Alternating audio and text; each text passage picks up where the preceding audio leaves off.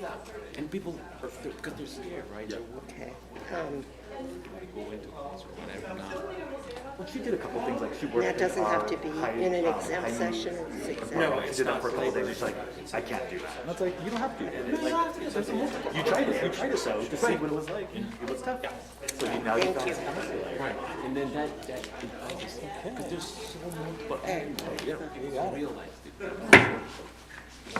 Good evening. It's 5:30, and we're going to call this work session in order.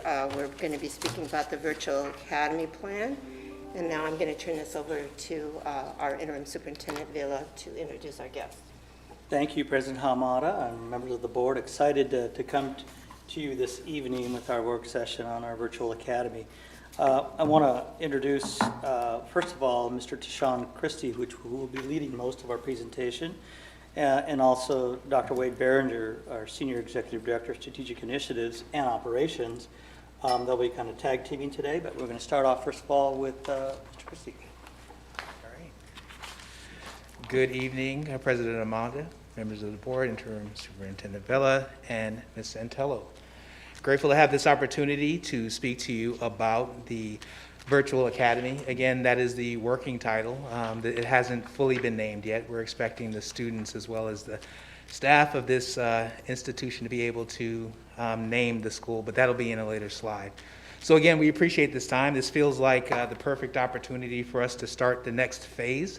But before we got too deep into that, we wanted to have this opportunity to speak to you about the Virtual Academy, give you some details, and allow you to ask any questions that you have. So I'm treating this as somewhat informal, meaning if you get to something you need to ask a question in the moment, that might be a good question to ask, or any question that you have, you can pause me, just get my attention, and I'll try to answer the question as best I can, or point to the fact that I'm going to speak to it in a further slide. So with that said, I'm going to get started. So we're going to talk about today is the connections between the Virtual Academy and the Academic Wellbeing Plan, virtual school planning process, the process that we went through in order to get to the point where we're at. Talk about our presentation of the draft plan, the plan that we have up to this point, including input and such, our next steps, and then we'll have our question and answer segment. So these are the members of the work group so far. We've had a few people come in and drop out, but this has been the core membership of the group since week 1. We just finished our 19th week of planning this week, and we only took a little bit of a break off for the holidays and such. But we've gone into a lot of detail because we've had a lot of moving parts, as you would imagine, for creating a new school entity. So first off, I'm going to start with the Academic and Student Wellbeing Recovery Plan, because that's where this entire project starts. So as the three major functions of the Academic Student Wellbeing Plan being aligned systems focused on academic wellbeing and recovery and innovative initiative funding, the Virtual Academy fits in the innovative initiative funding space to be able to create connections between the past and the future in terms of what is available for students and student support. Within innovative initiative funding, we have many grants which have been associated to ESSER. Staffing, right, staffing enhancements and improvements, as well as the online academy, which is where we're going to spend all of our time today. I just wanted to make a connection between all of the previous work discussions that we've had with the board and where we're our takeoff point. So the part of any large-scale plan, just like this one, would be our process. And I wanted to point out the process because that'll give you context for the rest of the information that I'll be presenting over the rest of this time. So these are the ground rules that we set as part of our process and our process components. We wanted to start off with collaboration. We wanted to make sure that we engaged everyone that was involved in this process and everyone that would be impacted by this process as a part of our entire planning piece. So our collaboration and our rules for collaboration were very important for us. We spent a significant amount of time talking about how we would connect with each other in order to make sure that we can reach some type of consensus in order to continue to move forward. Research. We started off with a very large research brief that really dug into what were the successful criteria for any online program. We looked at the online programs in the state. We also looked at online programs across the country, success rates, demographics, and such to make sure that we understood what the key components were for success in a virtual academy. Prioritization. As you can imagine, again, a program as large as this includes a lot of prioritization. We need to be able to accomplish all the things we need to accomplish, and there's still a lot more. I think the things that we've been saying is that we've gone a million miles and we need to do another million miles in order to get this done, but we have the right people, we've gotten a lot of input, and we feel like we're prioritizing the right steps. Coherence.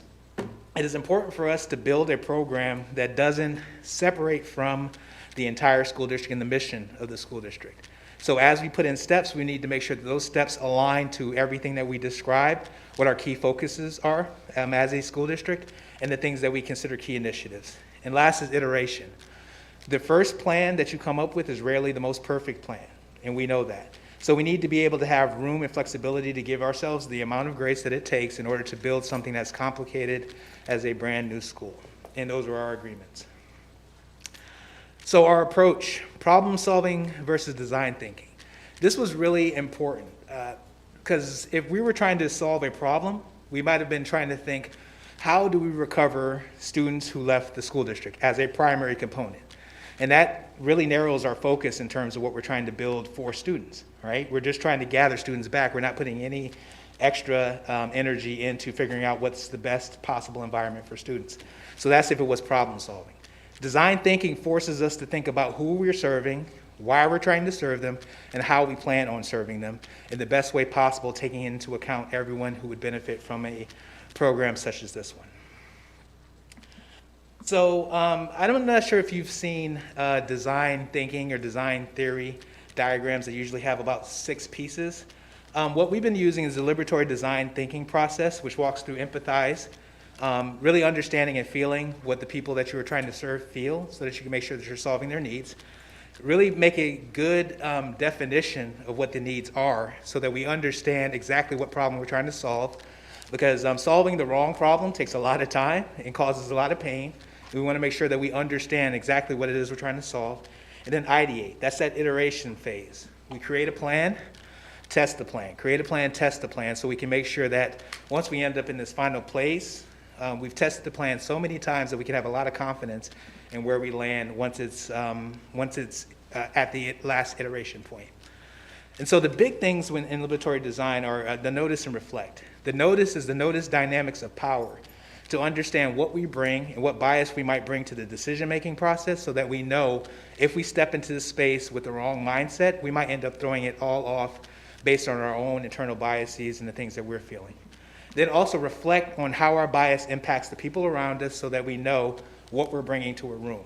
Oftentimes we have a strong opinion about what we think should happen, and so we automatically assume it's right, but if we don't understand and go back to that collaboration step in the earlier part of our process, then we will struggle again with what we implement. So our scope, and we have hung a lot of our meaning behind our goal. And so highlighting a few words in there: sustainable, we wanted to create something that lasts, right? Expands on the non-traditional choice schools and some of our programming options that we currently have available, and the fact that it's starting in the fall of 2022. So something that I want to point out again, and you'll hear it several times during this presentation, is that this is a new learning experience, different than what happened when we shifted in 2020. That 2020 was a fast, rapid pivot, and it needed to happen as fast as possible in order to support as many students as possible, meaning that there was a lot of iteration involved, right? With this, we get to plan for it to be a full virtual, and with that, what that means is basically is planned virtual from the ground up. And so we can include all the things that it takes based on our research and based on experience, what it takes in order to have a very successful online program. And then we also wanted to long withstand the COVID-19 pandemic, coming back to that sustainable piece. So our priority throughout all of this is student experience.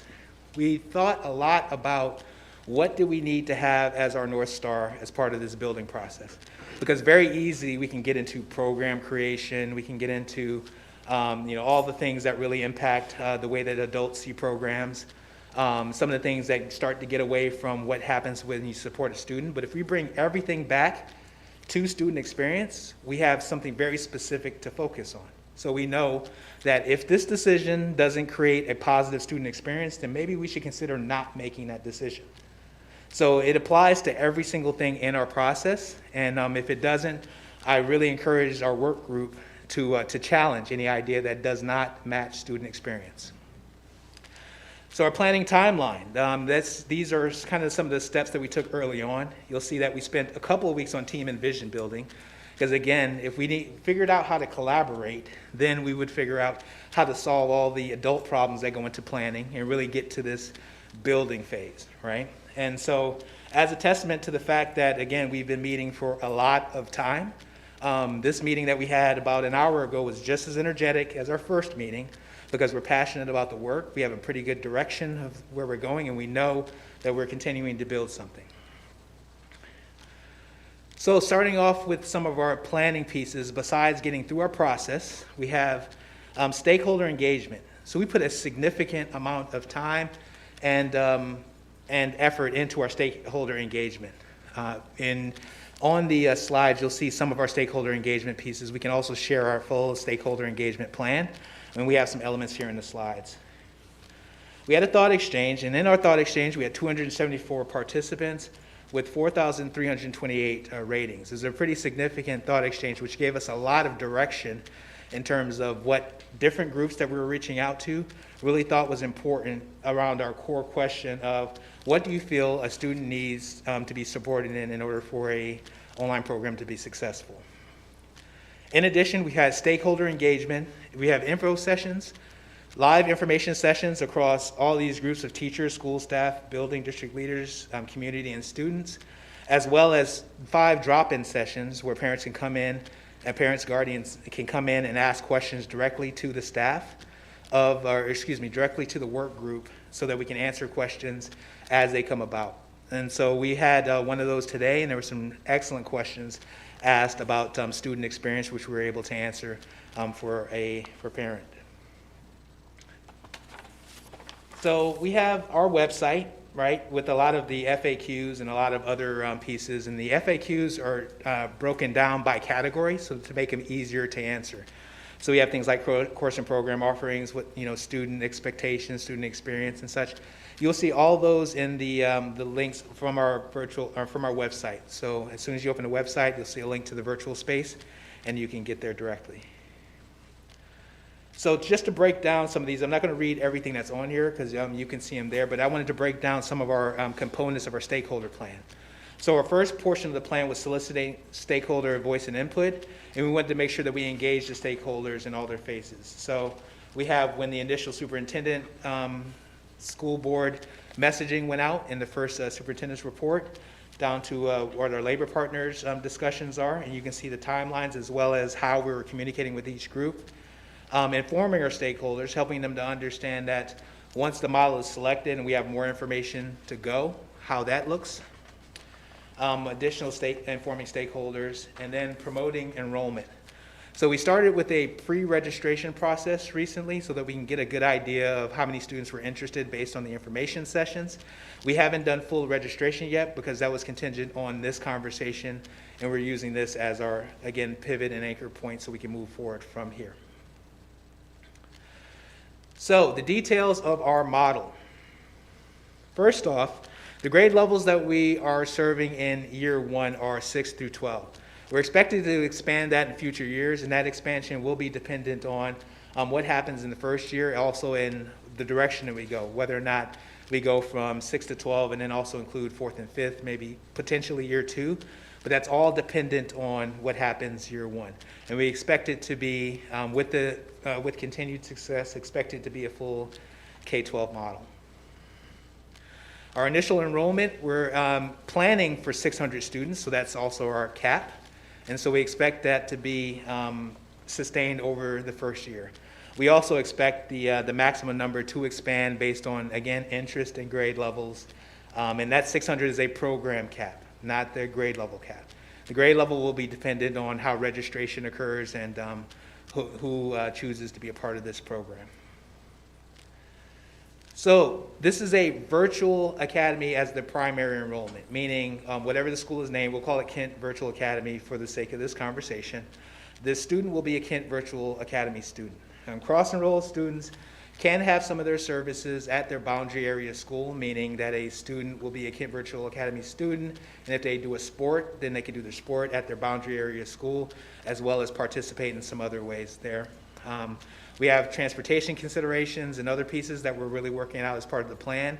But again, when we're talking about prioritization, we first have to build the plan and then figure out how to support it rather than start with the limitations and then figure out what's the least that we can do based on our limitations. I feel like that's a poor way to plan. And then physical locations will be informed by that final model. What we have been looking at recently is using portions of Kent Phoenix Academy, KPA, in order to support, because there are some locations available within that building for physical location spaces for whatever those needs may be as part of the further design model. So this will be, again, virtual instruction that are taught by KSD teachers primarily. So every teacher that teaches in this space will be a KSD teacher. That means that teachers will be hired into the program from our own pool, as well as potentially, depending on how many teachers we end up with, outside as well. And then being an alternative learning environment means that there will be individualized learning plans for the students, as well as ALE reporting. And it also starts to speak towards how the school will be funded in future years. And then our educators will have professional development in a national virtual teacher academy, virtual teacher profile for teachers who need to gain skills in virtual teaching as a profession, because it's a little bit, obviously it's a little bit different than teaching in a brick and mortar classroom. We want to make sure that the teachers are set up for success to enhance back to that student experience piece that we were discussing earlier. Grading periods. So 9-week cycles is what we have discussed as part of this initial planning. And the reason for 9-week cycles is because, again, back to student experience, this allows a significant amount of schedule flexibility, depending on how long days are and such. Additional credit opportunity exists there because you have a maximum of 4 classes per cycle. So to get a little bit deeper into that, a semester on average is about 18 weeks. In traditional semester-long class, you have about 6 classes within there. So each one of those classes gives you the opportunity to take about 3 credits worth of classes. But in a cycle, you have the potential to take up to 2 credits per cycle, which gives you 8 credits in that same 18-week period. So it's 6 versus 8 and allows you to have some flexibility. Now that's 4 maximum classes, meaning that a student has the flexibility to take between 1 and 4 per each cycle. Now there will be staff in the school to help a student figure out what's best for them, what's best for their graduation pathways, as well as what's best for their career pathways further past graduation.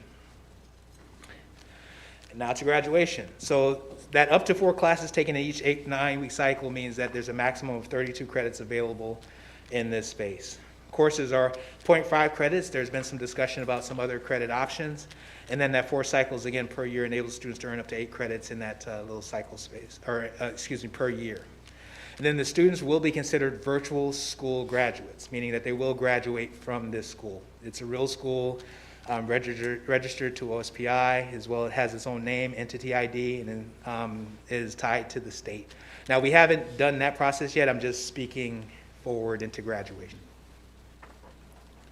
And student experience. Again, this one is where we are hanging all of the energy on, because we want students to be successful because they feel bought into the program. So with that said, student first design and the supports are built into the program, meaning that the way the program is designed is to take advantage of the fact that we can support as many students as possible in this program. And we expect there to be a co-constructed school experience with the students interacting daily with teachers to understand what the needs that the student has so that they are met continuously. We have found in a lot of the research that these feedback loops for progress monitoring are so important for students to be able to see their own data and to understand and react to their data in real time, which allow them to change behaviors into positive behaviors and extend already positive behaviors into behaviors that allow them to take off. And so student experience is prioritized, again, as in our model. Decidedly flexible is the tagline that we've been using as part of how we describe this school. And so with the cross enrollment, again, that allows a student to take classes in the virtual academy as well as have cross enrolled classes that are in brick and mortar schools depending on the student need. There are some services that will need to happen in the brick and mortar versus there are some services that will need to happen in the virtual academy. We understand that, and that's why the cross enrollment is part of that. There's discussions about school day and schedule, because again, if we're calling this decidedly flexible, that means that students need to be able to work around their life to be able to still take virtual academy schools. So there'll be a combination again of synchronous and asynchronous learning in this environment so that students will have the ability to set their own schedule for some of the async, and then for the synchronous be able to have a direct connection with their teacher as well as their classmates. And then student course load, as mentioned before, students have the opportunity to take between 1 and 4 credits as part of their virtual academy experience per cycle. Can I pause for a couple of questions? Is that okay? Sure. The first one is, like, I predict in the near future we'll be using KPA as a new middle school. So then what will happen to this in-person brick and mortar location? Where would that be? What's the backup plan for that? So I appreciate the question. I think right now in our planning process, we've been planning more for year 1. And we are having conversations about what that could look like in year 2, but there's been nothing decided. Okay. And flexible sounds good, but from my perspective, as I'm looking, if students are able to enroll in 1 to 4 classes on a flexible schedule, how does that affect FTE counts and how that count toward FTE and funding? So we know that in a alternative learning, so in an ALE environment, a student can have +1, 1 plus FTE. So like depending on whether or not they're cross-enrolled to a skill center or such, they can have up to 1.6 in some cases. So it depends on where we end with our planning, because again, we're just at the point to where, as part of this discussion, we haven't picked the curriculum, we haven't necessarily decided the total amount of classes, and we don't necessarily know who the students are. So once we get that settled, then we'll have a better idea of approximately FTE, approximately how many students and such, and how much FTE we have per student. Okay, awesome. And I guess also questions for thinking about in the future is like how much FTE will that bring if students are only part-time enrolled? So that's another thing to consider. And then I'm sure you're going to bring this up because I already previewed this, but like we talked about student experience, but I noticed that most of the people on the planning were adults. So I'm curious how the student experience is going to be factored in and how students are going to be asked and how we're going to get their input on this. So, excellent question. If we review our stakeholder engagement plan, you'll see that in April we have several different student engagement pieces. And we're also talking about and have started planning for what does our marketing look like so that we can get that student engagement piece to where we can have direct student voice. We've reached out to a couple of different partners to get some guidance on what that could look like. And we have some pretty good plans in place. But you'll see some of that in the stakeholder engagement plan, and we'll share that as well. That's awesome. Because I'd like to see the feedback specifically for students, because a lot of times when I see students, families, communities, like I feel like sometimes maybe families and community may speak over or louder than students. And so I think sometimes their voices kind of get lost or blended in. So I'm just kind of curious to see what the standalone student data would look like, if that's possible. And I appreciate that. Once we get that, we'll share it just like we have with all the other pieces. But the point that I'll make to that is that when we say student experience, that isn't just something that we're saying to make everyone happy about what we're doing. That's actually the real thing that we're talking about. So we've made tough decisions that really go against what some of the adults want so that we can make sure we prioritize what the students need. So part of that will be asking the questions like, so in what environment do you feel like you'll succeed the most? Where do you feel like you can be your best version of a learner, right? And if you don't feel like you're a learner, why? So we're targeting these questions to make sure that we understand and really start to envision for the students, to have them start to envision themselves as learners in this environment. So once we have that information, again, we'll share it directly with you. Love it. Thank you. Okay. And I appreciate the questions. Thank you. So our next steps. Please ignore that orange portion because that turned in like a couple weeks ago, and I had a question about that. It So was- yeah. All right. I know that's your suggestion here, space, right? So we have the OSPI online school process, which begins in April. So again, after this conversation, we get your input, we have an understanding of kind of some next steps based on what you say. We can start with the OSPI process to create the, school entity as well as the application for having an online school. Funding, we're expecting there to be ESSER funding for year 1 and year 2 in line with the Student Academic and Wellbeing Plan as part of, and so the proposal was put in for that funding as part of this program. Admissions, I mentioned earlier that we're doing the pre-registration piece and enrollment. We expect to start in the next week or so, depending on, again, some of the input that we have. Hiring, the hiring began in March. There's going to be a principal proposed to you today for approval later on in the regular meeting.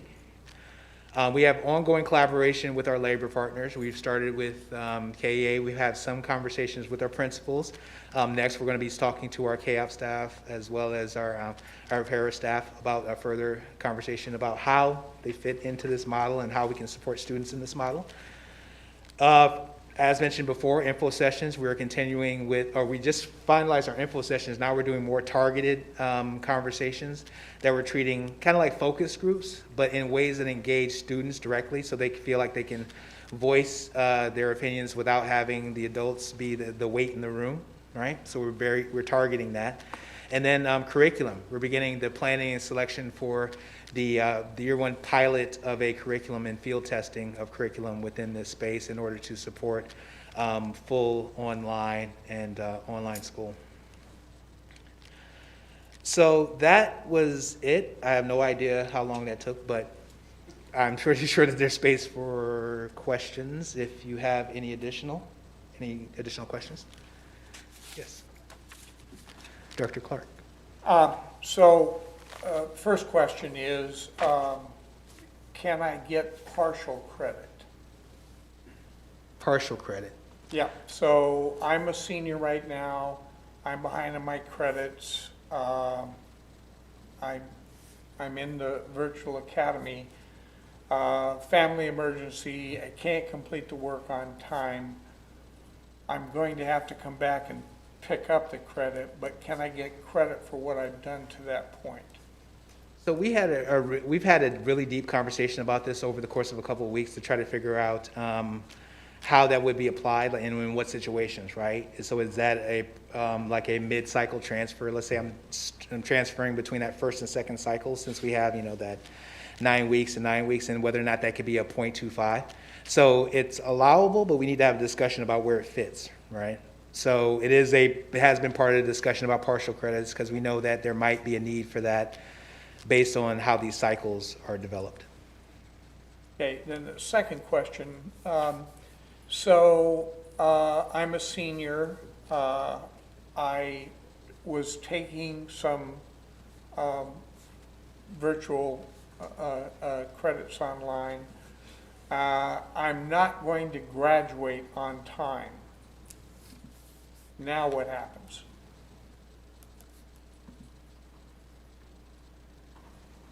So I believe that depends on the individual student. I think we need to talk more about this scenario because, again, if you're a senior, you're taking virtual credits, you're not going to graduate on time. There's probably things that happened up to this point that we would have a discussion about as you're coming in, right?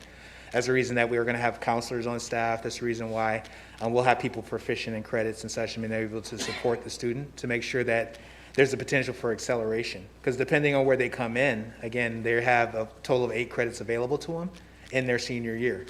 So there should be an opportunity for them to be able to recover in some of those spaces. But I appreciate the question. I'll come back with a better answer in the near future. And stacked behind that is asking the question, once my class has graduated, will I be allowed to come back and use this process?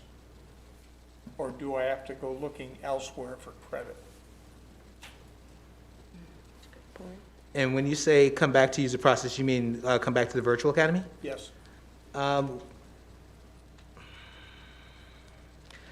I am going to take that question back, because I believe I have an answer, but I think it would be better for me to take Want a that good back one, and get so- back to you on that answer. Yeah. If I may, Director Clark, to your previous question, if we, going back to Mr. Christie's slide, I can't remember the design thinking one, in that if we think of graduation as simply graduating at the typical time we graduate, certainly not on pace to graduate, we should know prior to that.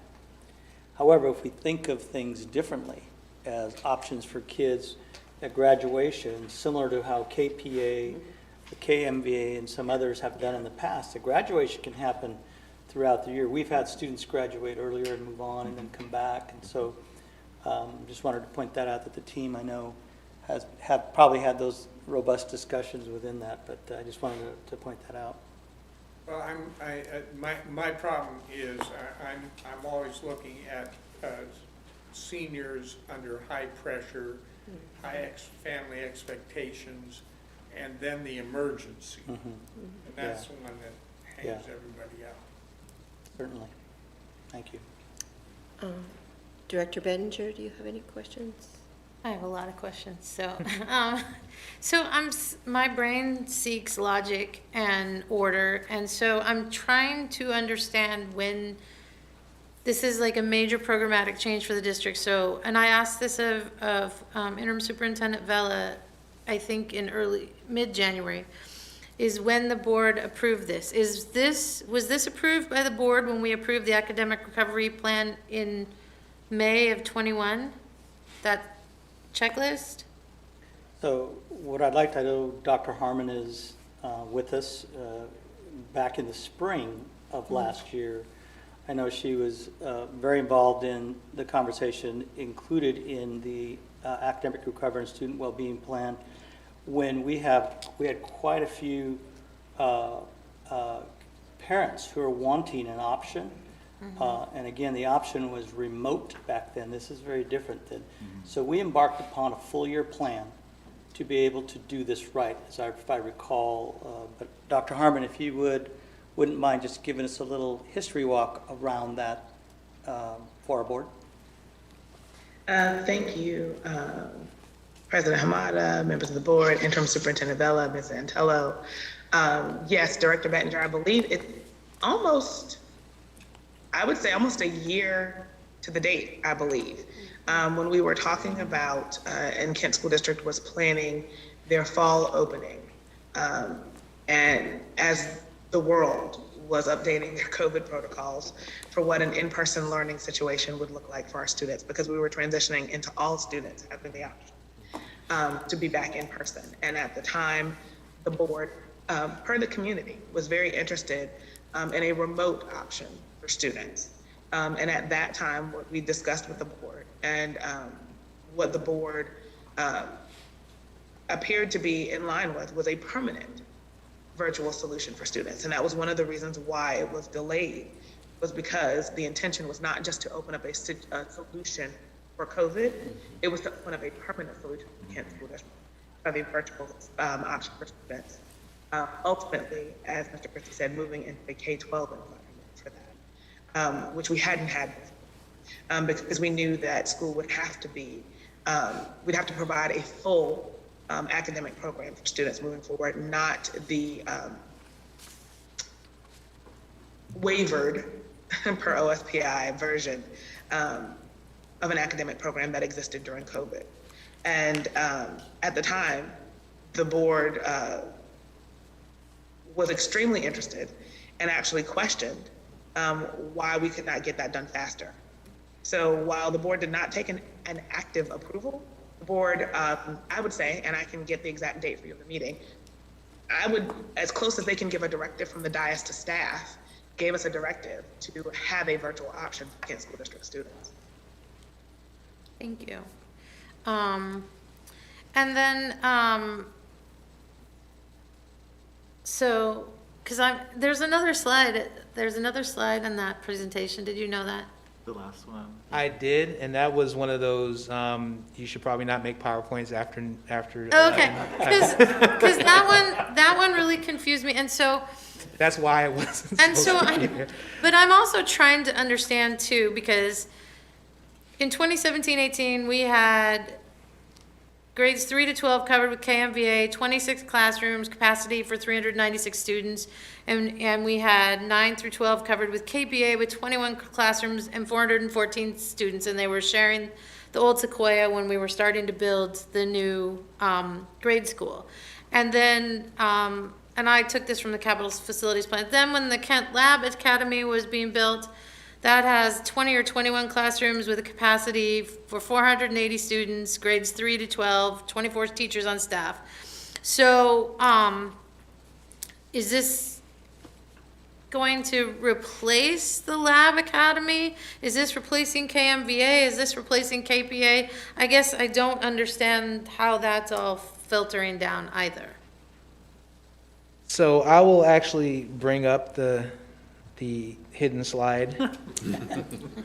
So the way that these are built, and I put on the bottom kind of the instructional delivery, because I think that that's what creates a differentiation between these programs, is the fact that the Connect program, that is, and these would be considered somewhat like programs.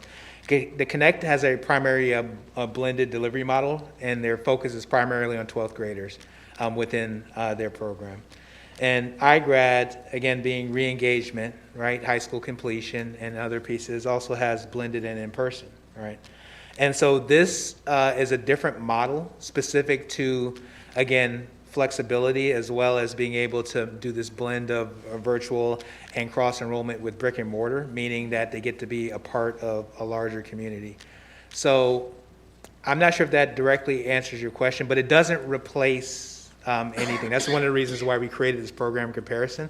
I just needed to fully flesh it out, and that's why, again, it probably should have never been included, but since So it that's is. okay. So thank you. I appreciate that. I figured since it was after the thank you that there was some mysterious reason. I've done that before myself. But we still have the KMVA model available to students? And the KPA model? In addition to the Kent Laboratory Academy?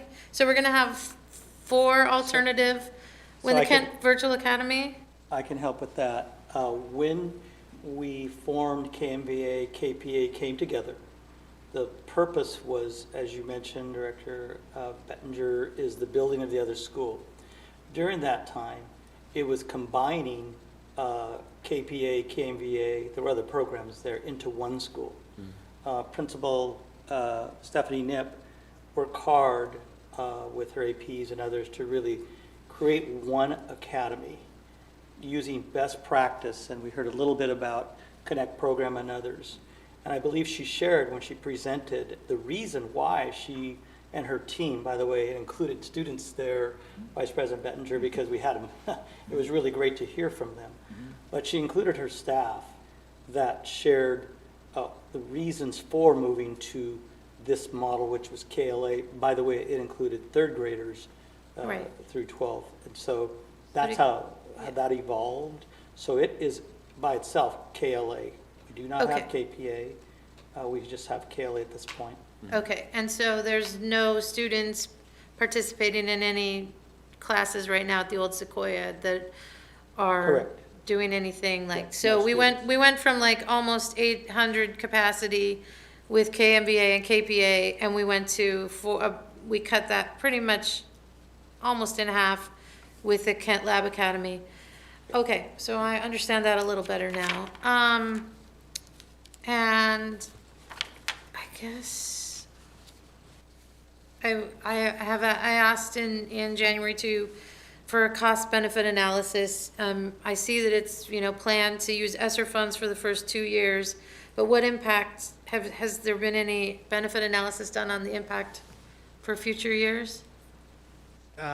So in order for us to do a cost-benefit analysis, we would need a full plan. Right now, I cannot come up with a cost-benefit analysis because, as I said, we're still taking input Okay. as well as, continuing to build the plan.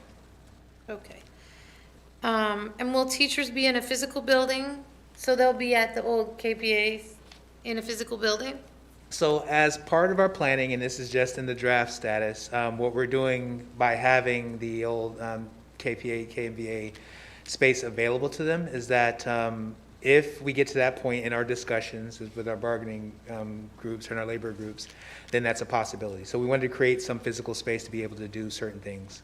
Okay, But that decision, again, hasn't been made because we need to get past a couple conversations. okay, so there's a potential that those teachers would be remote themselves? Potential. Okay. Director Bettner, if I can add a little bit more to that, because I think that's an important question. One of the things that our committee did, and I know I would look at their notes, they had robust conversations about what this would look like, and from a student experience perspective, they learned from other districts like Highline and Federal Way on what were some of those things that staff needed to think about. So it was kind of nice to hear from Dr. Behringer as I met with him on some of the conversations that would take place. And what they learned is that some of our students needed to have, I'll call it touch points. Because even though they were online the majority of their time, they still needed to provide supports and touch points, and I call it case managing.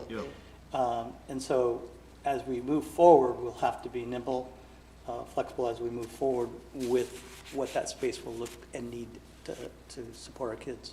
Okay. And then in the planning that OSBE, their planning guide that we saw, I think on the 8th of December, they talk about,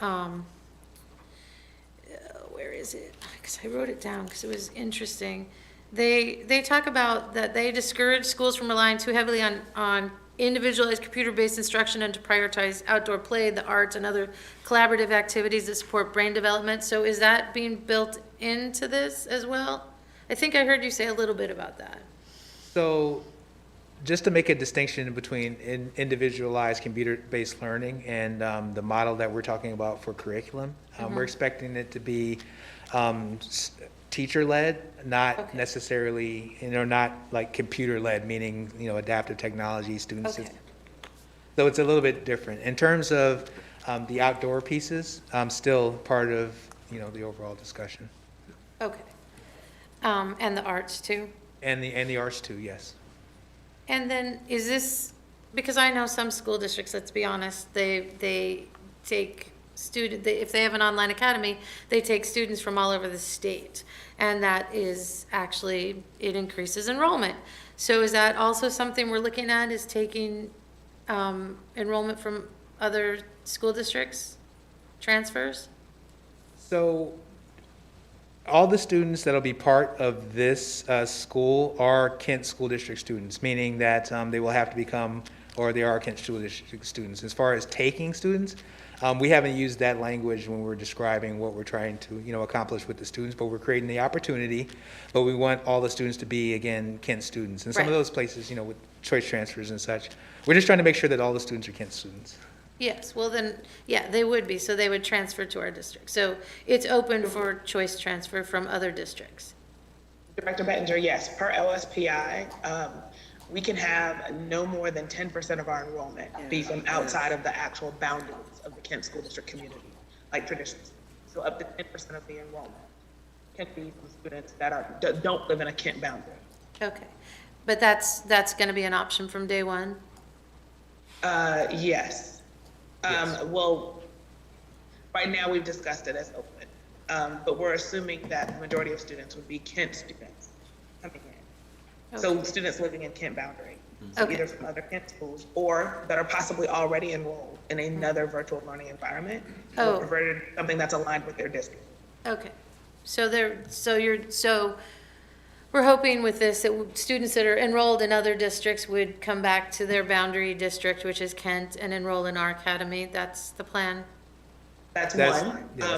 That's one of the options. So we're essentially marketing this to 3 different student groups or student types. External to KSD completely. That's the 10%. Current KSD brick and mortar students are a possibility. And then students who are enrolled in another virtual environment that live within a Kent boundary. Okay, that's helpful. Thank you.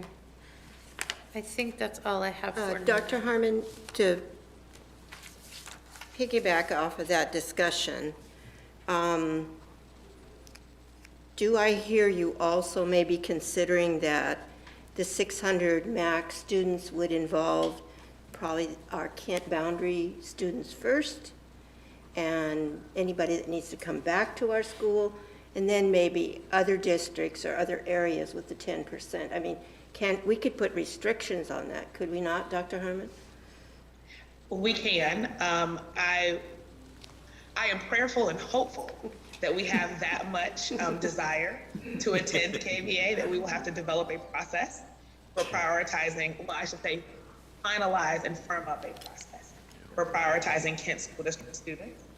But yes, there's nothing that prevents us from the OSPI perspective from prioritizing Kent School District students first. Well, I mean, I think we first want to meet the needs of our community, you know. Yeah. And Oh, absolutely. What I'm saying is there's nothing that prevents us from doing that. But we hope that demand will get to the point where we'll have to make that choice. Thank you. And I'm curious, have we given any thought, I mean, I realize you can't do a cost analysis, but I'm wondering, I'm making this assumption that the people who have been doing all this planning and stuff really feel that this is a sustainable project, even beyond the ESSER funds, that we can work this in our budget. And I mean, I know that's just kind of a general question, but anything we start, one of the things I've seen overall in lots of things that have gone on here in committees, we start things, the grant money goes away and it's gone away, and then it's too fast and they can't, you know, keep it up. And this is something that, first of all, I want to say before you answer that is, I was on one of the virtual sessions. It was excellent. And I was really excited about it. And I also saw, because I was on virtually, I could see everybody on there, different people, very different people that are going to all these sessions were on that. And I think this offers a really excellent opportunity for our community to be involved with, if we can maintain it to be sustainable. Now, I'll let you answer. I'm sorry. I just want to tell you that too.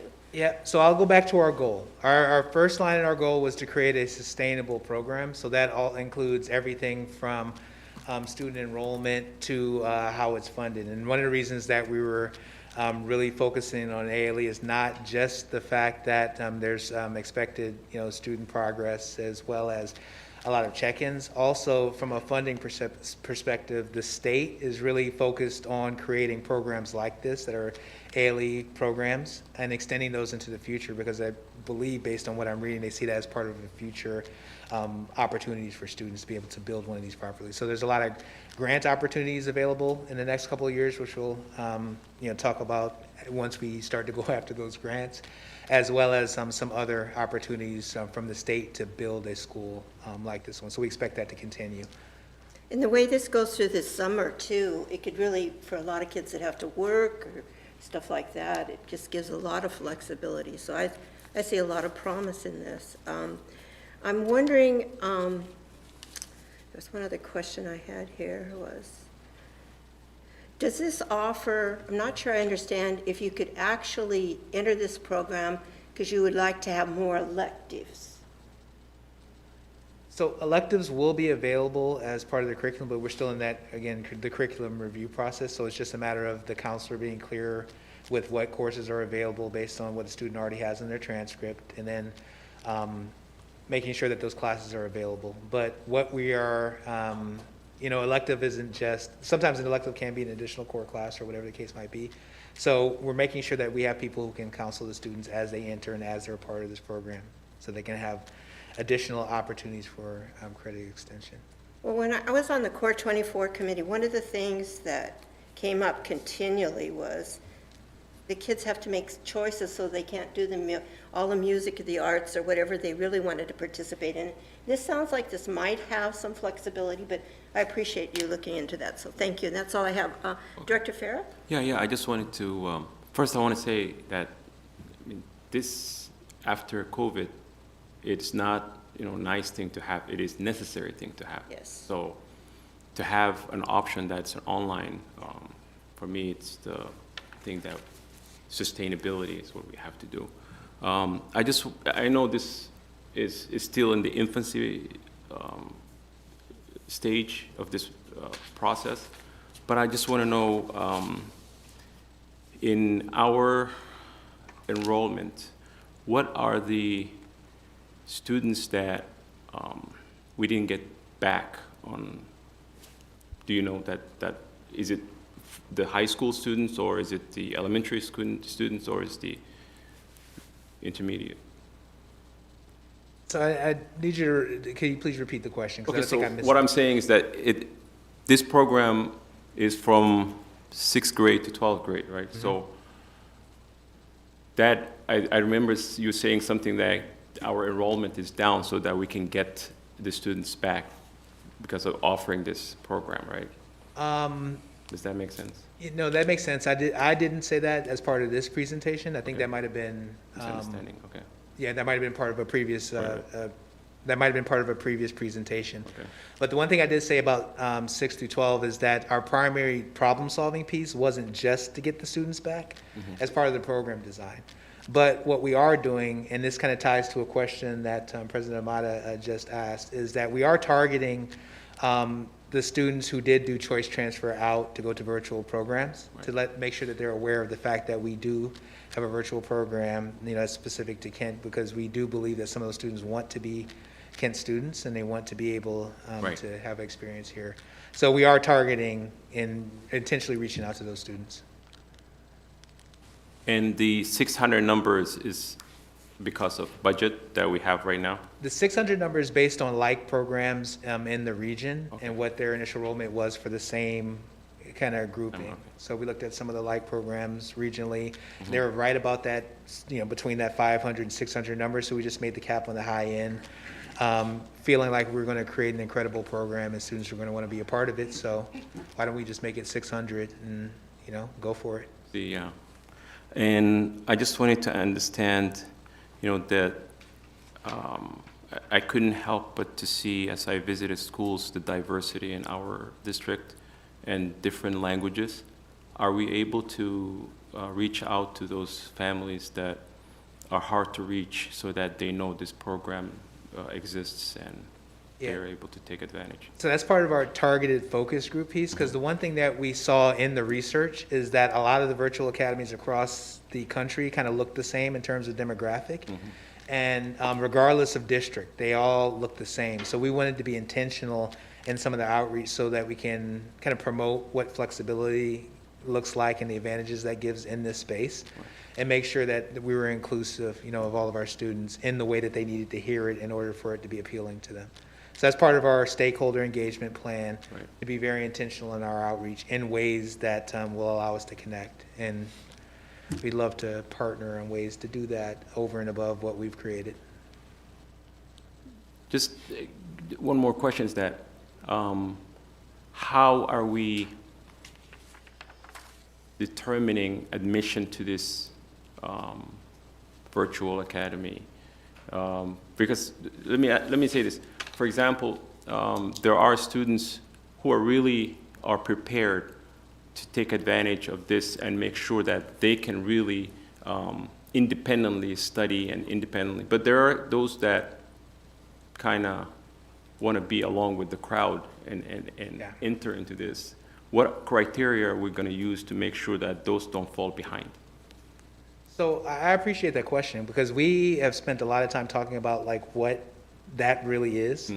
And I think we keep coming back to student experience. So how do we create a student experience that allows us to be able to communicate clearly to a family what the expectations are for the student? And I mean, I know expectations sometimes is a loaded word, but the reality is you have to say that in order for you to be successful in this program, these are the things that you need. These are all the things that we can give you. But here's where you need to meet us in order for, this to be the most successful opportunity for you. And then for families as well. This is what it looks like to support a student in this environment. So before you come in, you have to understand that we will do everything we can to make sure that your student is successful. But there is still a space to where we need to figure out how to make that work for you. So when I go back to that feedback loop portion that I described earlier, what we're expecting to happen in that feedback loop is the fact that we have the opportunity to be able to tell a student in real time, in a very short amount of time, that, based on what we understand that you said that your goals were, right? Right now, you're not necessarily meeting those goals. Right. So here's some things that you can do in order for us to engage better, right? Here's where we need to, and it's this constant feedback loop, so a student doesn't have time to fall behind, right? So that's part of the larger discussion that we're having with our labor partners, as well as amongst ourselves, to really get solid on what that means. Thank you. Is there going to be space in this program for students with IEPs or 504s? So that'll be dependent on the student. We're taking those, again, by case basis, because we know that there are some times where we need to be very clear about what's on their IEPs. So it's going to be a student-by-student basis. Thank you. I like hearing about setting expectations for students, like what to expect in the program. I just think of my classroom as just, you always have to set expectations for students, let them know what the expectation is. Even if it's a loaded word, they need to know what the boundary lines are.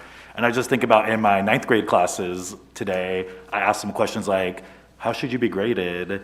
Like, should you be able to turn in late work? Like, how much time should I give you on assignments? And it was just really interesting just to hear the responses. And I think that sometimes we just need to ask them. So I look forward to when we have the conversations with students and hear their feedback, what kinds of things that you ask. Because I felt like today when I was talking to my students, that they felt like it was like a trick where I was trying to get them. And I was just like, and finally one of the kiddos was like, well, you're the teacher, just do what you want. And I'm like, well, I mean, that doesn't help. But like, letting students know like their input is really valued and that you want to hear it and it doesn't feel like a trick.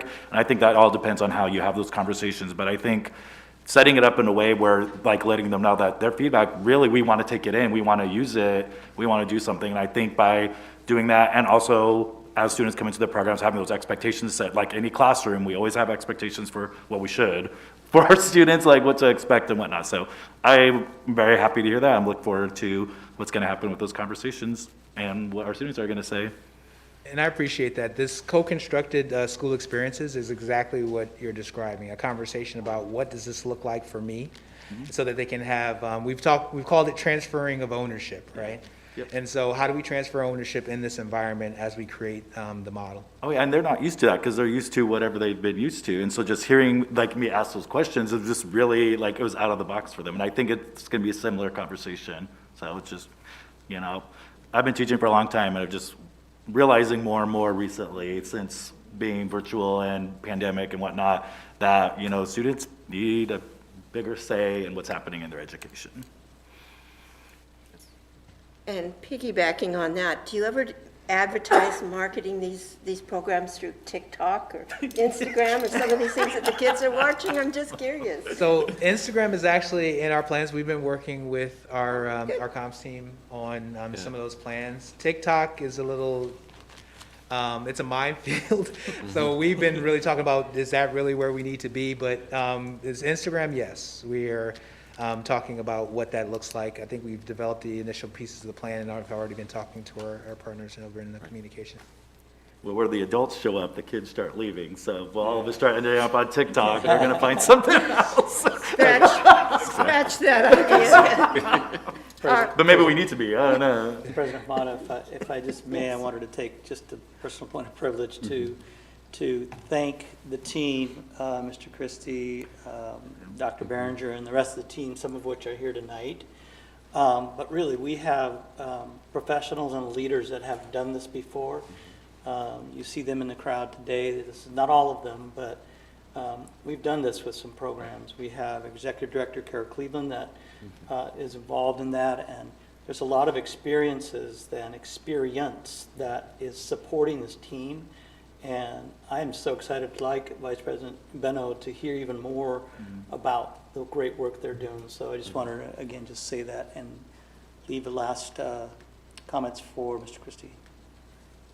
Well, again, thank you for this opportunity. I mean, we're really looking forward again to partnering on some of this, some of the community pieces, especially to make sure that we create as positive a student experience as possible. And again, I want to just make sure I say this one more time. We aren't just saying student experience because that's the latest, greatest thing. as a team, we care about student experience. We want the students to be, because we all have shared like our experiences kind of coming up and sometimes not being able to communicate what we wanted or needed or whatever the case might be. And so when we talk about the heart and soul of our work, that's really what it is. And so that's why I wanted to make sure that that was in the presentation and that we pointed it out several times. So we appreciate your partnership in the creation of this. Thank you. Thank you very much, Mr. Christie and the whole team. As Mr. Villa has said, the board really appreciates the hard work. I saw it in the virtual presentations, and I've seen it in this presentation. So thank you, and keep up the good work. And it is 6:30, and I am going to adjourn the work session. And the work session is adjourned for an executive session. The purpose of this special meeting is to review the performance of a public employee and to receive legal counsel of the risk of a proposed contract. We will return at 7 p.m.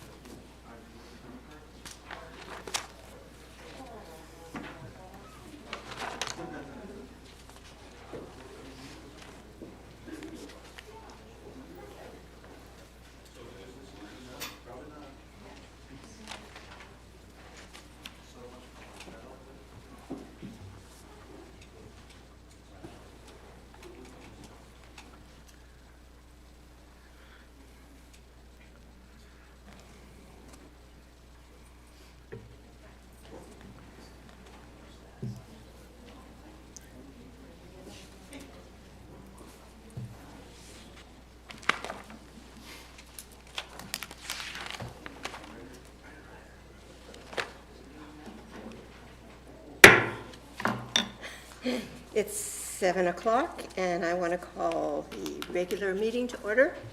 Just a couple of housekeeping items. Dr. Jewel Harmon, our Chief Accountability Officer, and Mr. Dave Buzzard, our Executive Director of Operations and Facilities, will be attending tonight's meeting via Zoom. Now I'd like to call on Director Clark to say the pledge, please.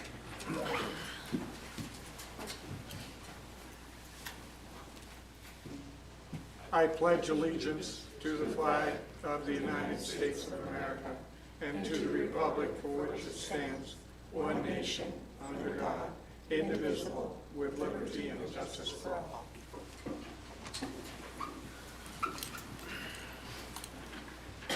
Well, I'd like to welcome all you to the audience, and I think it's wonderful to see people in person again. It's great. I just feel strange walking in here to see people.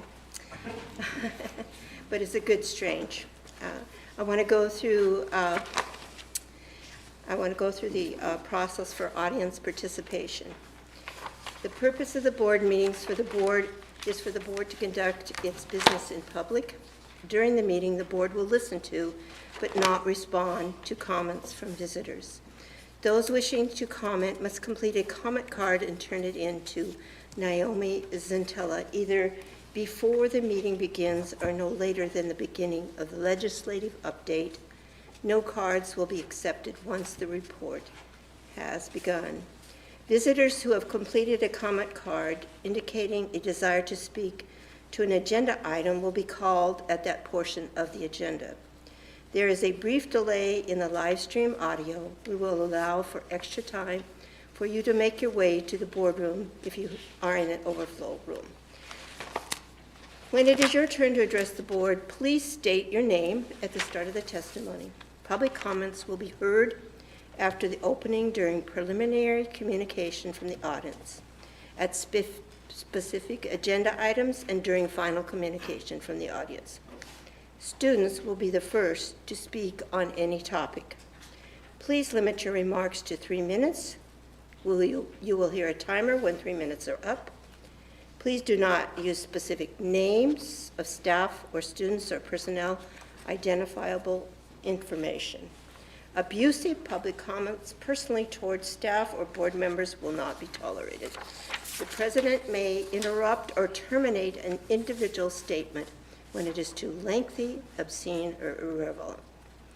Per board procedure, written material to provide board members with background information should be submitted to the superintendent's office at least 1 week in advance of the meeting.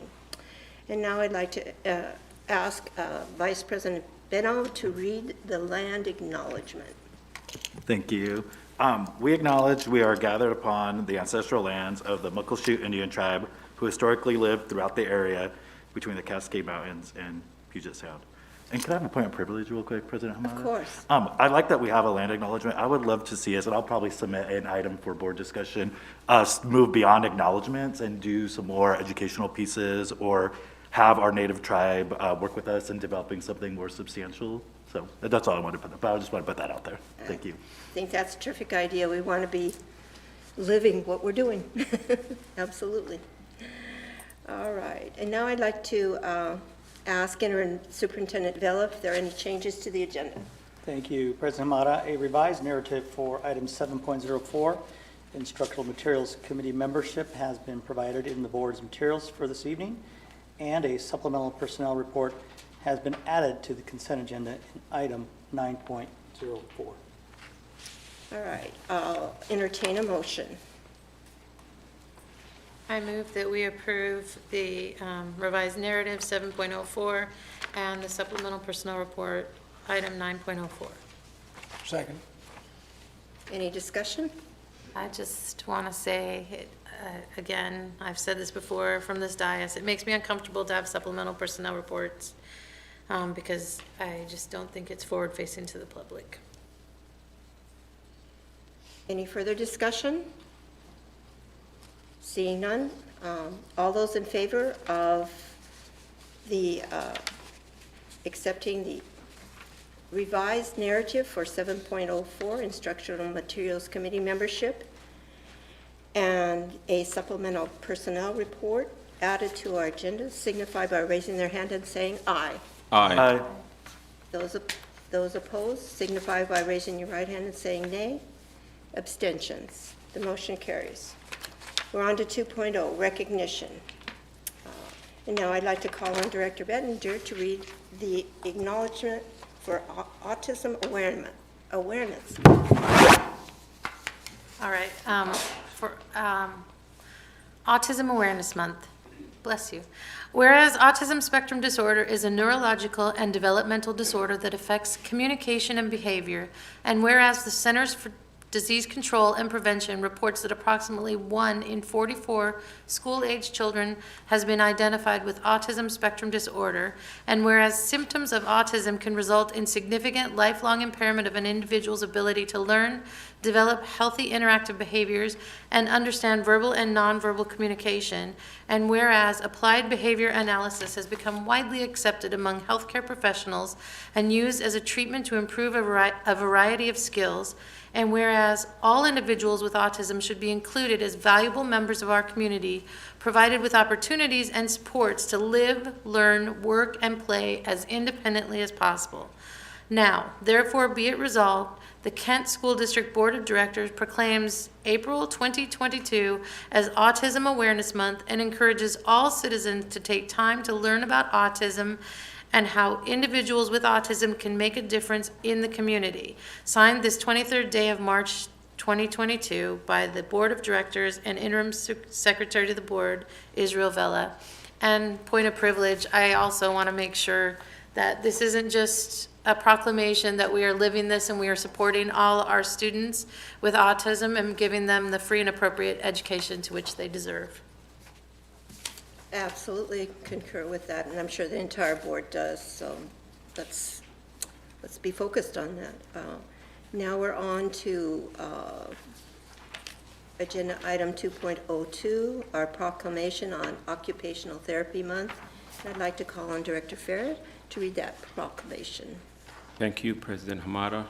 National Occupational Therapy Month, whereas American Occupational Therapy Association has declared month of April to be known as National Occupational Therapy Month, and whereas the profession of occupational therapy makes valuable contribution in helping people live life to its fullest and after illness or injury, and whereas the services of occupational therapy are available to citizens of Kent through hospitals, home health agencies, schools, clinics, nursing homes, and whereas the health and productivity of our citizens depend upon the effective use of healthcare resources, including important services of occupational therapists and occupational therapy assistants. Now, therefore, be it resolved that Kent School District Board of Directors does hereby proclaim the month of April 2021 as an Occupational Therapy Month and calls upon all citizens to recognize achievement and contribution of these valued health professionals. I just said that 2021 because our next meeting is not until April 27th, so this month would have been almost over, so I just want to make sure that I clarify that. Signed this 23rd day of March 2022 by all board members. Thank you. Thank you, Director Farrett. We're on to 3.0, preliminary communication from the audience. I have 2 student cards. A student needs to share with you what they're commenting on. And then I have online student comments as well. There's additional cards. When you call on this person, they need to tell you what their comments were. Okay. And Naomi, do we go to the online student comments after this? And then back to the test? Thank you. Student first. All right, first up is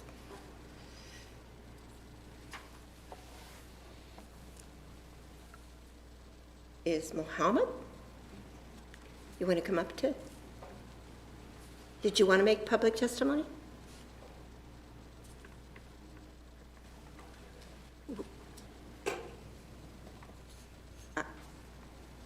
Did you just want to fill out a card, or did you want to come up and talk to us? You certainly have 3 minutes to do that. The microphone right behind there, sir.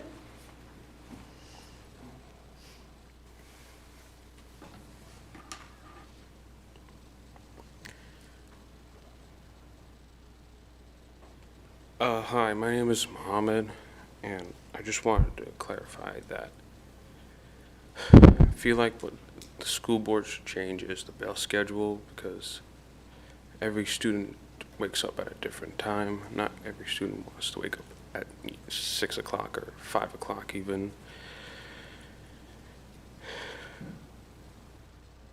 Problem is every student learns differently, if I'm gonna be honest.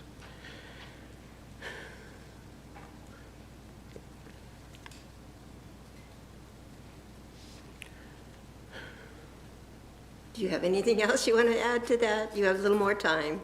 I mean, you want to tell us what you could suggest? I suggest starting like around 8:30 to 8:10 for high schools at least. So, students could have extra sleep and perform better later in their classes. Yeah, I think that's it. Thank you very much. And we appreciate you testifying. That's why we're here. Thank you. And we're on to Kagan, Mayor, is that correct? Come on up. And Kagan, what were you here, what was your topic tonight? My topic is about the bathroom issues at Kentwood. Okay, all right, go ahead, sir. For a couple months now, there's been bathroom issues. Like, I'd walk in and some of the bathrooms are vandalized. The soap dispensers looks like the soap is taken out. And the bathrooms, like some of the stalls have been closing randomly because of students messing around. And also, I've witnessed a couple students in there smoking marijuana and vaping a lot. And so I find myself having to go to like other restrooms like across the school just so that I can wash my hands, because that's important to me. So I think that's all I have to say. Thank you. And again, we're really appreciative of you guys stepping up, and these are your schools. We need to hear from you guys. And I believe we have some students online. Ms. Santello. Good evening, President Hamada, members of the board, and Interim Superintendent Bella. We have had a number of students submit comments online. The first comment was submitted by Preetam Chokar. I believe school board meetings should be more heavily advertised to students throughout the KSD system, because in my experience, I only found about that there were board meetings a few weeks ago because it was required for a class. I think board meetings could be a great place for the people who are in charge of the KSD to meet with and conversate with students who have been through or are going through the KSD system. The next comment was submitted by Kiara Kamame. If cases start to spike, does this mean we go back to masks or do we go back online?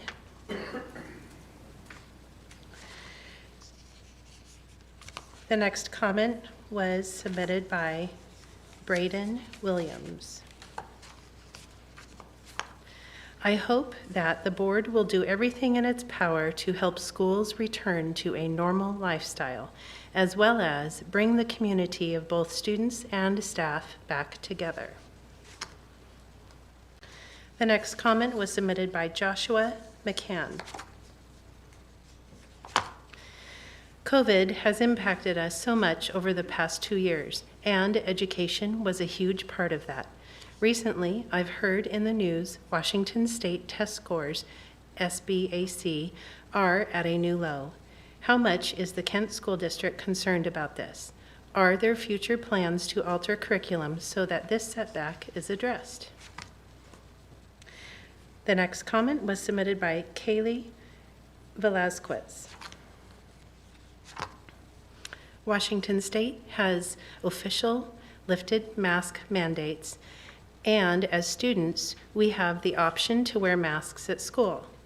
My question is, since Washington State doesn't require mask or proof of vaccination cards, would schools eventually have the right to host school assemblies? If so, would we see at least one assembly at our schools before the end of the year if schools were given the okay? The next comment was submitted by Arissa Roy. That the schools should bring back assemblies to bring the school spirit of the school together, and people like the school spirit, and they like how the school had a good connection even after your graduation for high school. You would still say, great to be a conch. The next comment was submitted by Kamila Nolan. We should be able to have assemblies back in schools, especially since the mask mandate was lifted. Assemblies at Kentwood was a big part of the experience, like prep assemblies, because they got everyone involved. I feel that the culture has changed in a negative way at Kentwood. They also provide structure, unity, and togetherness. Brings out the school spirit, which has an impact on the culture of the school. I want normal life back and make school as it used to be before COVID happened. The next comment was submitted by Victor Behar. Schools need to have an administration and/or security check the restrooms at the start of every class to ensure that students do not skip. They need to escort students to their classes because if they do not take them, students may not go to their class. Also, check the hallways so that students can be in their classes and not waste their learning time on something unproductive. The next comment was submitted by Yasemin Wamid.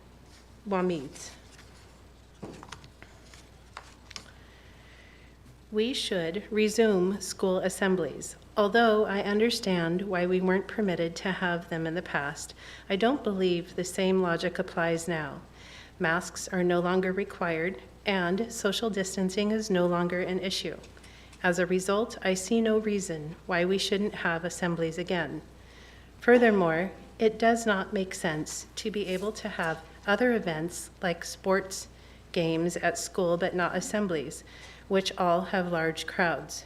Finally, I feel that assemblies assist to unite schools, particularly among seniors who only have a few months left in high school.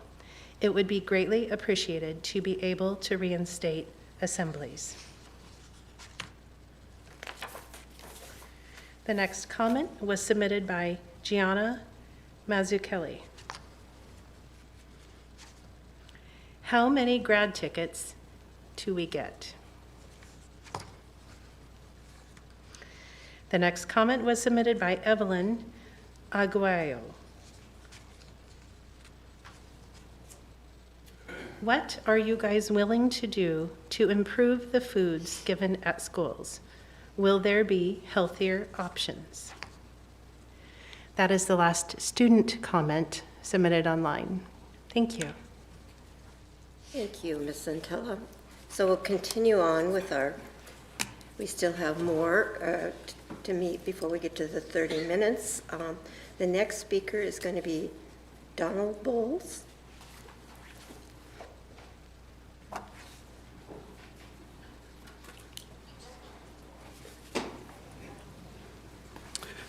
I have something that I was wanting to hand out to all of you. I miscounted, so there's only 4, and I apologize. If you'd like to, if you need another copy, I can go ahead and send you another copy if you like.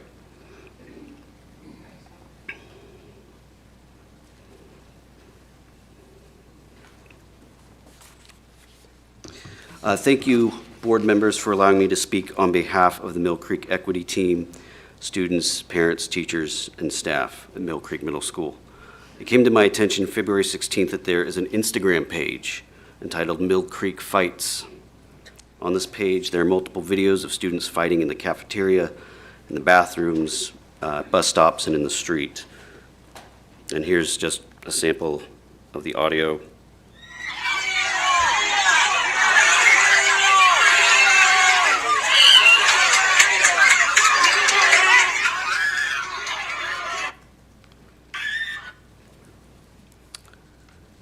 The videos themselves are disturbing, but the most troubling aspect of this is that these videos are being broadcast on social media, and despite repeated attempts by school administration and myself, Instagram refuses to take these pages down.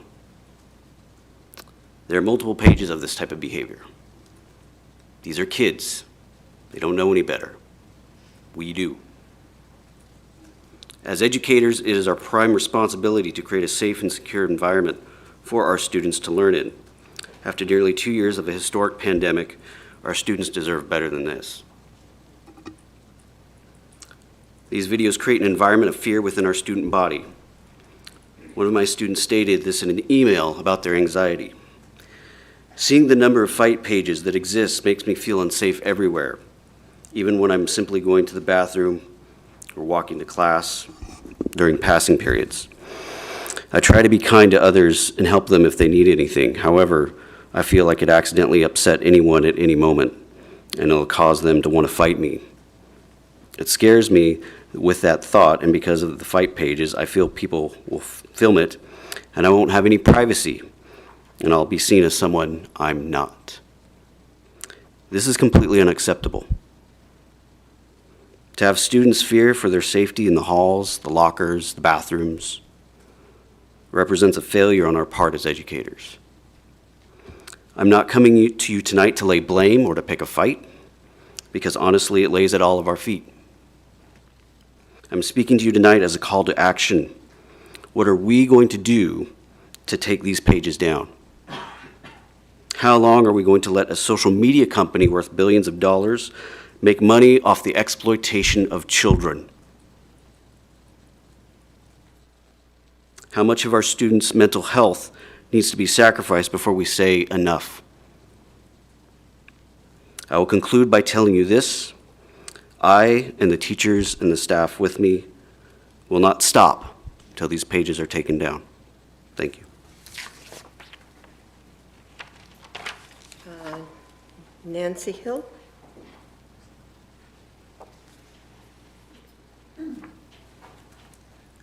I will be honest, I would defer if he needed more time, but since he didn't, with him, I am just hoping that as a district, the power of a district as a whole taking these sites and attacking these Instagram and coming from there is what I would expect that should be happening for all of our schools. This is not just a Mill Creek issue, not at all. And so I'm wondering, why is it not that our technology-driven district is not starting to find a part of our organization that this is their job? It can't be the teacher's job, and it cannot be the administrator's job. They're already not able to do their job at our building because of everything. So I hope that we can, like he said, make a call to action to really, as we're moving forward, really think what is in the best interest of our students. And that is to have somebody at this district level monitoring those sites and them being the ones to take care of them, to take the pressures off of all the schools that are affected by these fights, not just a Mill Creek. Thank you.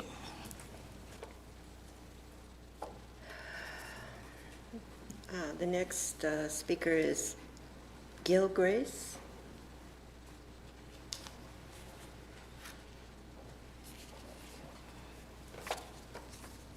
Hi, everyone. My name is Grace.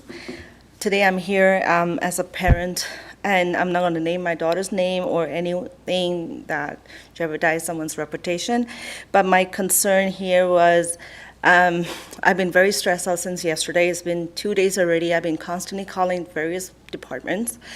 What happened is that in my daughter's school, there's a child who's constantly bullying and threatening other kids.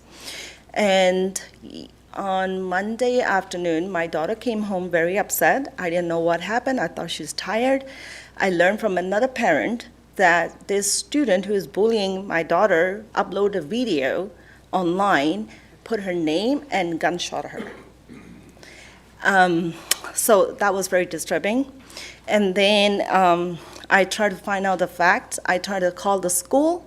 I tried to call the principal. Early in the morning, 8:30, and assistant principal called me back, and I expressed it very clearly that I would like to only speak to the principal. No call came. I call again at 12. I say, if she doesn't call, I'm going to officially file a police complaint because this is a threat. They say they went out. They are not in the office. So this afternoon, she called, and conversation doesn't go very well. I'm upset because this is a threat, not only to my daughter, to many students in the class. A lot of students left the classroom because they don't feel safe.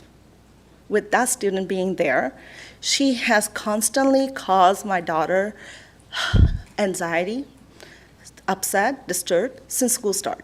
And my daughter is not the only one. There's many other students have the same issue. She will get girls together, go to cafeteria, and these we are talking about elementary 6th graders. And I don't know what else I can do. I filed a police report. I called the Office of Education, speak to the administrator. I try to contact the superintendent here. I'm not able to get through the phone. And since yesterday, I cannot work. I was so upset. Constantly I'm on the phone and trying to get some resolution out of it. Today, I demanded the principal to give me some concrete answer. What's your action plan? What is your contingency plan? How you make sure my child is safe? In the morning, I send my daughter to school. 6 hours I've been thinking if she's gonna safe in school. Is she gonna be safely come back home? And I asked the principal, how sure you are she's safe? When the troubled child, fist fighting in the parking lot, pulling other girls' hijab from her hair, like it's so unresponsible, so disrespectful, and calling teachers names. And teachers try to express this, staff member try to express this, but unfortunately, I don't know why the principal think it's okay. I am very concerned. So my main concern right now is I don't feel the kids feel safe. They go to the school, they go to the class, their mind is not in study because they're so scared something might happen next minute. They can't focus. I spoke to my daughter's class teacher. He is very supportive. He saw the video. He didn't know about anything because it was just going behind the scene. Within 2 hours, 500 students saw that video. It go viral. And the girl think it's cool. It's cool to be suspended. It's cool to be brag about like how cool it is to be suspended because she got famous. I personally did not like it because my child or any child in the class or any child in the school does not feel safe. I can't speak of everyone, but majority of the student I have spoken to, they all say we don't want to be near her. I think my last resort, if this is not going to work out, I will request a restraining order, 200 feet away from my daughter. Thank you very much, Ms. Gill.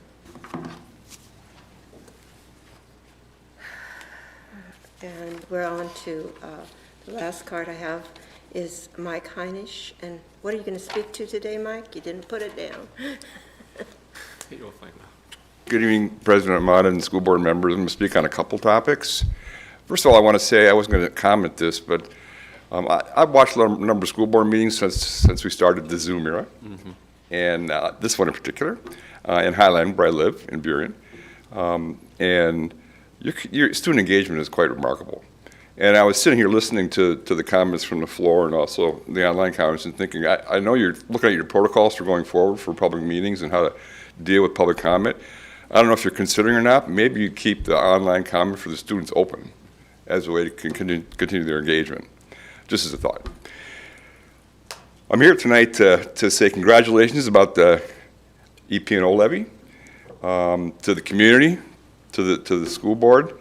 As you know, I was honored and delighted to be asked to co-chair that campaign, and we did it, and did it all virtually. Well, we got 54%. The community gave us 54%. Thank you again. My goal was 60%, but let's say it's 60% for the next one, because that might be a good number to get. My last reason for being here tonight is to talk to you about your superintendent search that I know you're in the middle of. You know, I was the executive director of Kent Youth and Family Services here for 21 years, retiring a year and a half ago. I've also been the board president of the Roadmap Project, Community Center for Educational Results, which is a collective impact project that involves all the districts here in South King County for about the last 10 years. So I know the districts pretty well, particularly this one, because I've been in and out of the building for the last 22 and a half years now. Know a lot of the personnel, know where the district's been, what the district's faced, what its future might be, and I'm very much still tied to this district in a lot of ways because I still am very much a part of Kent, even though I don't live here. You had a presentation at your board meeting 2 weeks ago on the 9th from McPherson and Jacobson. Is that the name? Jacobson, yes, thank you. Your search firm that laid out what the characteristics and the traits are of the person you want to be your next leader as your superintendent. Such things like communication, experience, staff, leadership, overall skill, student-focused, and knows KSD. I subscribe you have that person already. Especially the portion about knowing KSD. All of them apply, but knowing the person knows KSD is one of the critical ones, and I'll say it for this reason. Your last two superintendents were from outside the district. Both fine educational leaders, no question about it. They were from outside the district. And I don't know what the results were in the end, but we're here today, and you have the opportunity to write that in choosing someone who knows the district well.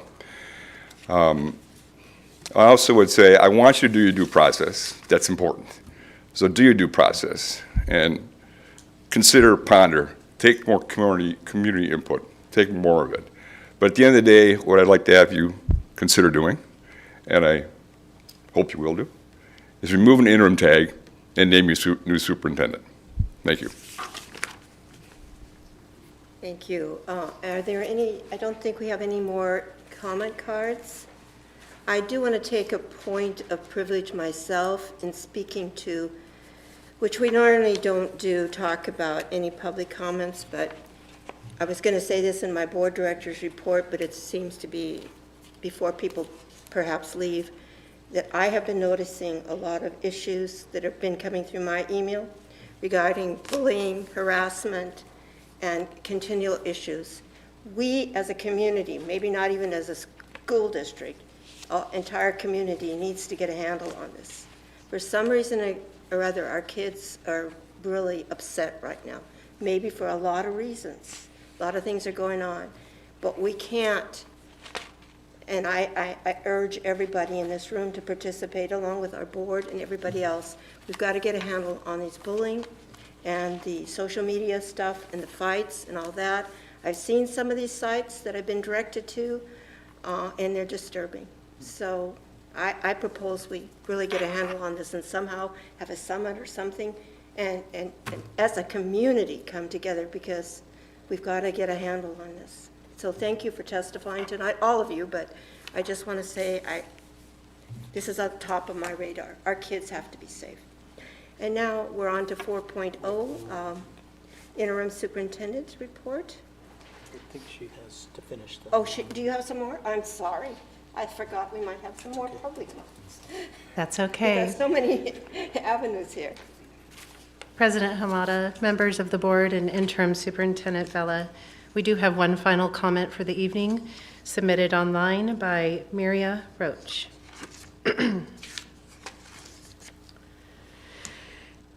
We are living through tough times, and leadership at the top requires innovation, excellent listening skills, authentic community engagement, experience working with educators, building administrators, board of directors, and a deep commitment to equity, inclusion, excellence in education, and fiscal responsibility.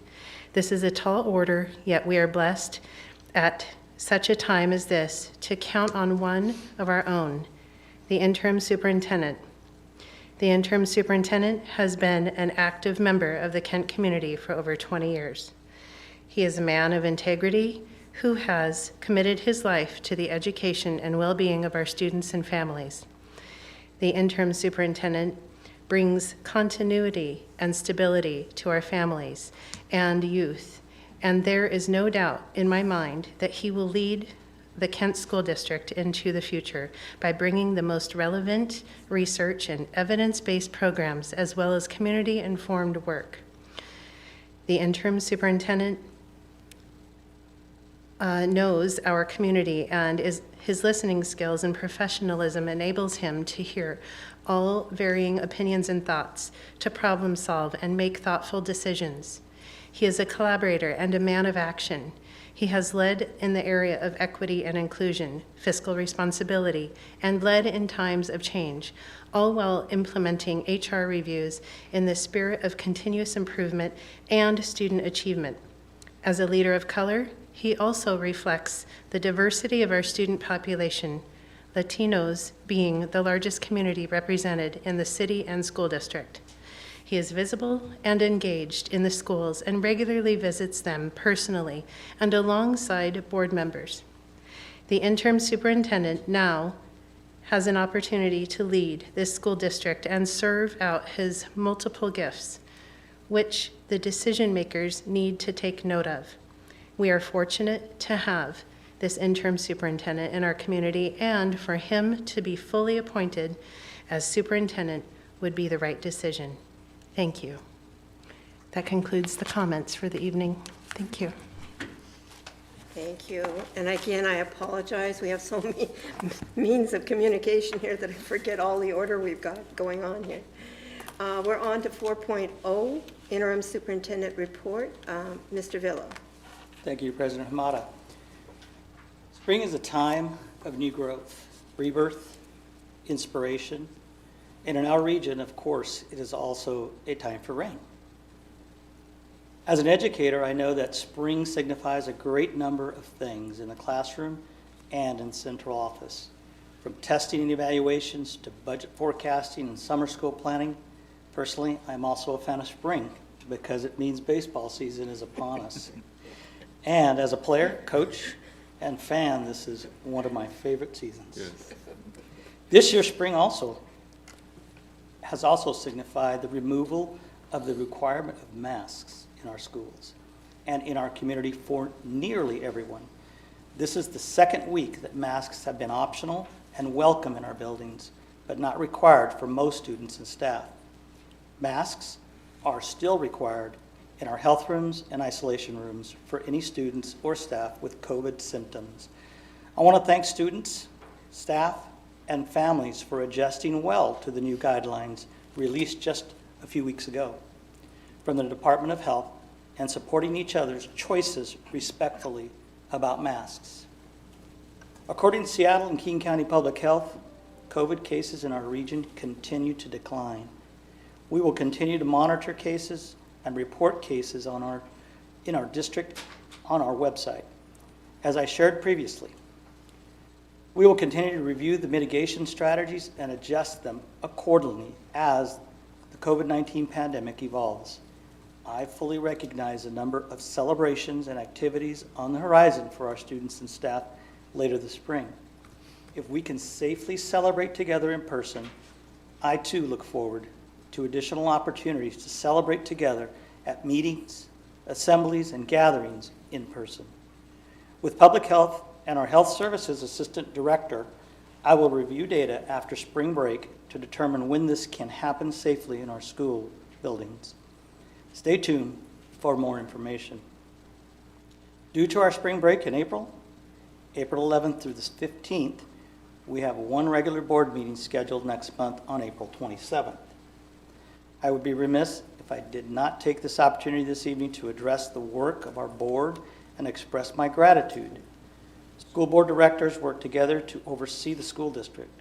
First among equals, one of their primary roles is to hire, supervise, and evaluate the superintendent. I want to thank the board for the opportunity to serve our students, staff, families, and community in KSD this year as your interim superintendent. It's been my honor and privilege to serve in this role.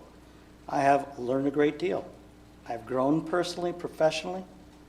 It has deepened my love for this community that has been home for more than 2 decades.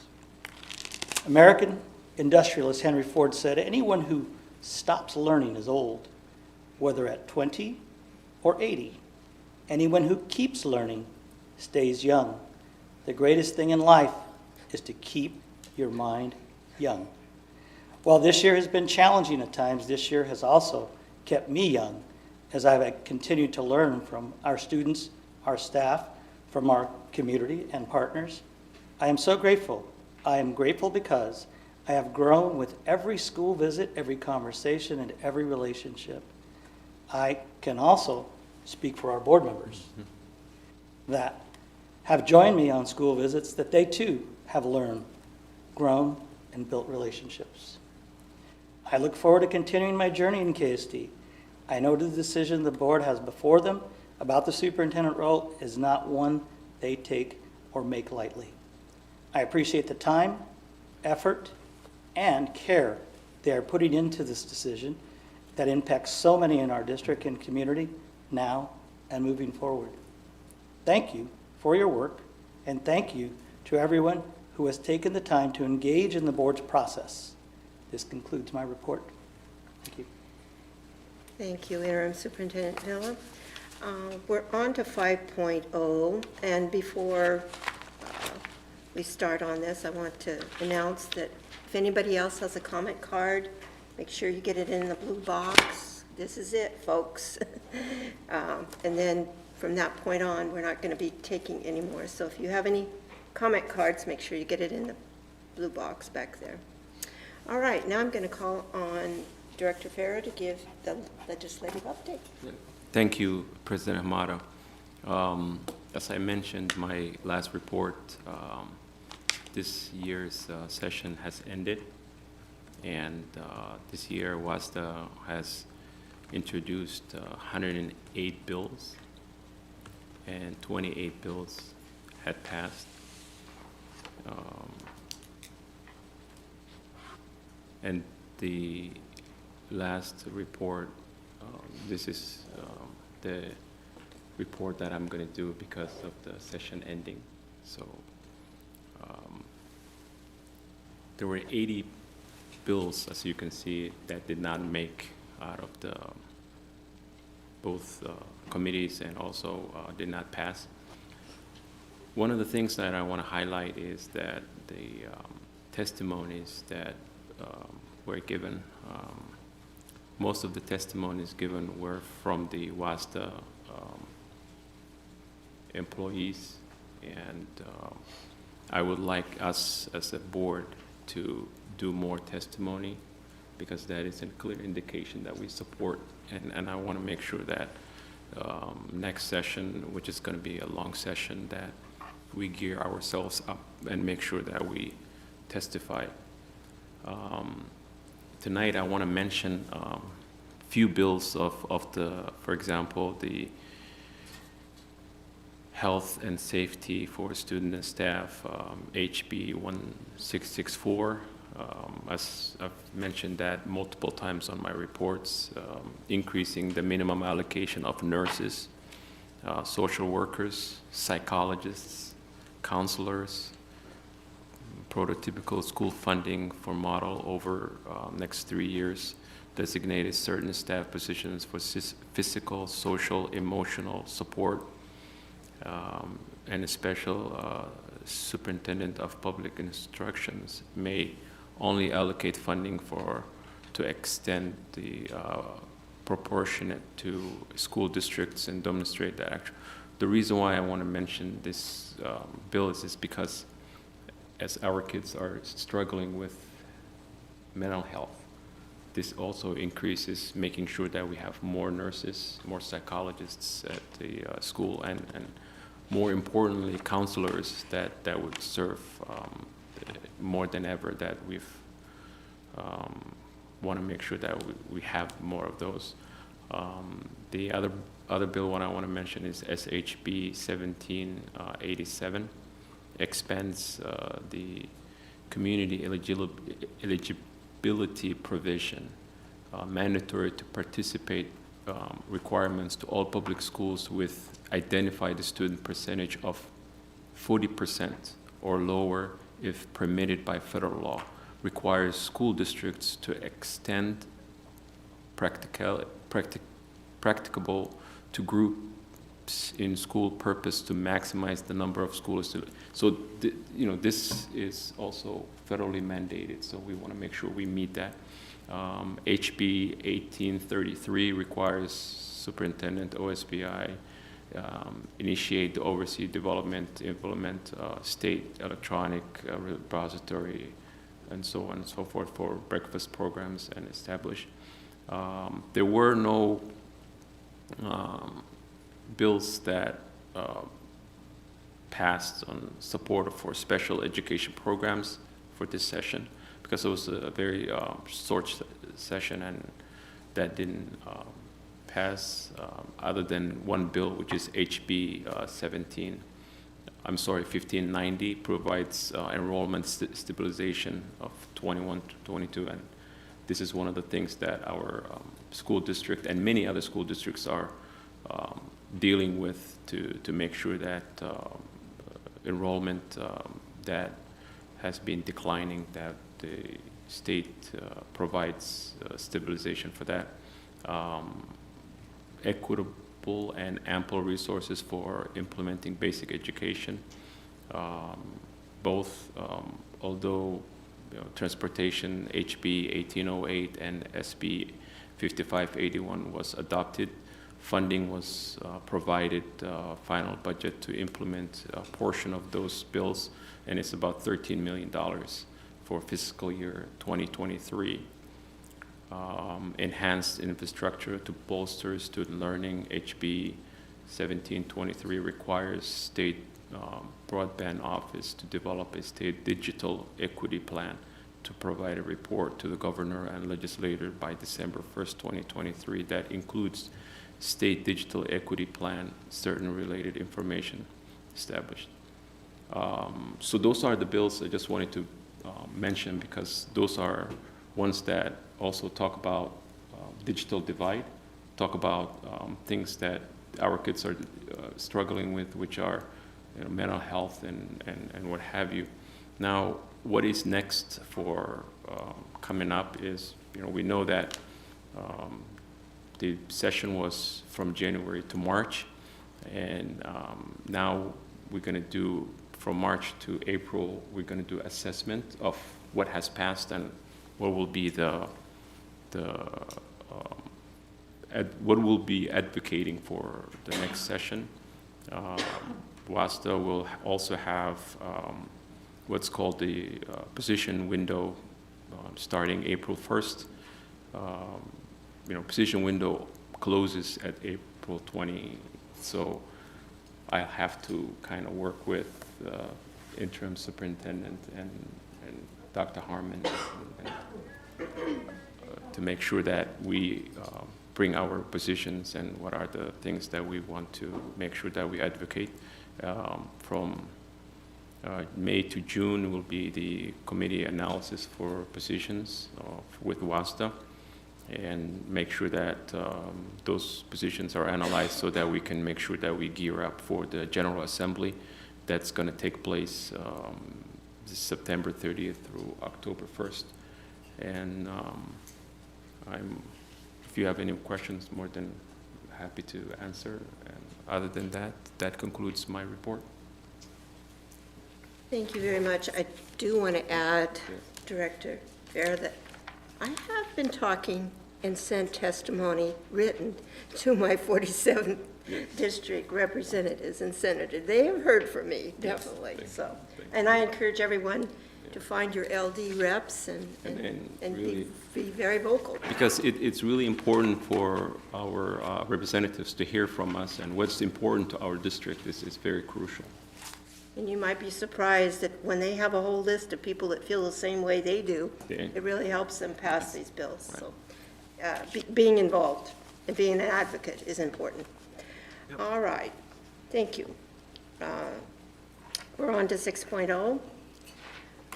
It looks like a discussion on online public comments to the board.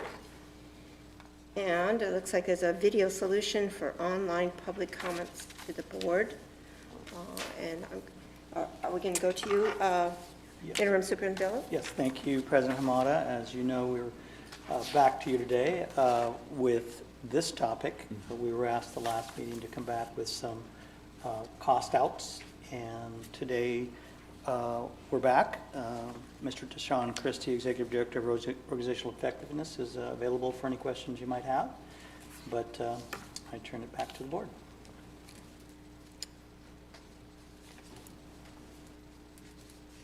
Do we have any questions before we move forward? We had well, I think we do have to make, we have to make some sort of decision. I think Mr. Christie was at the agenda setting that Director Farah and I attended. So the cost, the budget implication for just for the Zoom, for participants that are remote is about a little over $5,000 per year, which seems reasonable, as in the narrative. It's in the narrative. And then the other item is the cameras. And so I personally advocate, if COVID taught us anything, is that normal isn't normal. Yep. And so it's taking the opportunity to think about how we do things. And I think I heard someone say in public comment today about the being able to expand accessibility to people, and students can't always drive here for various reasons, and parents can't always get away. So personally, I advocate for having this option available. So because, if we're going to do this long term, I'd like to see people speak for themselves, whether it's virtually on a camera or in the building, but I would like personally to expand accessibility. Ditto for me. I agree. Like, more options, I think, are better. Like, more opportunities for people to participate. I know this is just a discussion, so I guess one of my questions is, like, because this is only discussion, we're not making any decisions, like, what's the next step? Since we're not really voting on anything today, it's just being brought forward for us to ask questions and discuss. I guess my next question is, like, what's the next step after this meeting? That's a real question. Yeah, I just, and I wanted to ask Mr. Christie if you can elaborate on what we've, discussed during the 2x2, the breakup of, what is here, that, the cost of equipment and things like that. Okay, you're referring to 602, correct? Yeah. Okay. So what we discussed was all equipment that would be needed in order to do close-up of public comments here, as well as views of the board, to make it more viewable through anyone who is a part of the Zoom process. And so that's part of it. And as I discussed previously during that 2x2, the time it takes to do the walkthroughs and such didn't allow us to be able to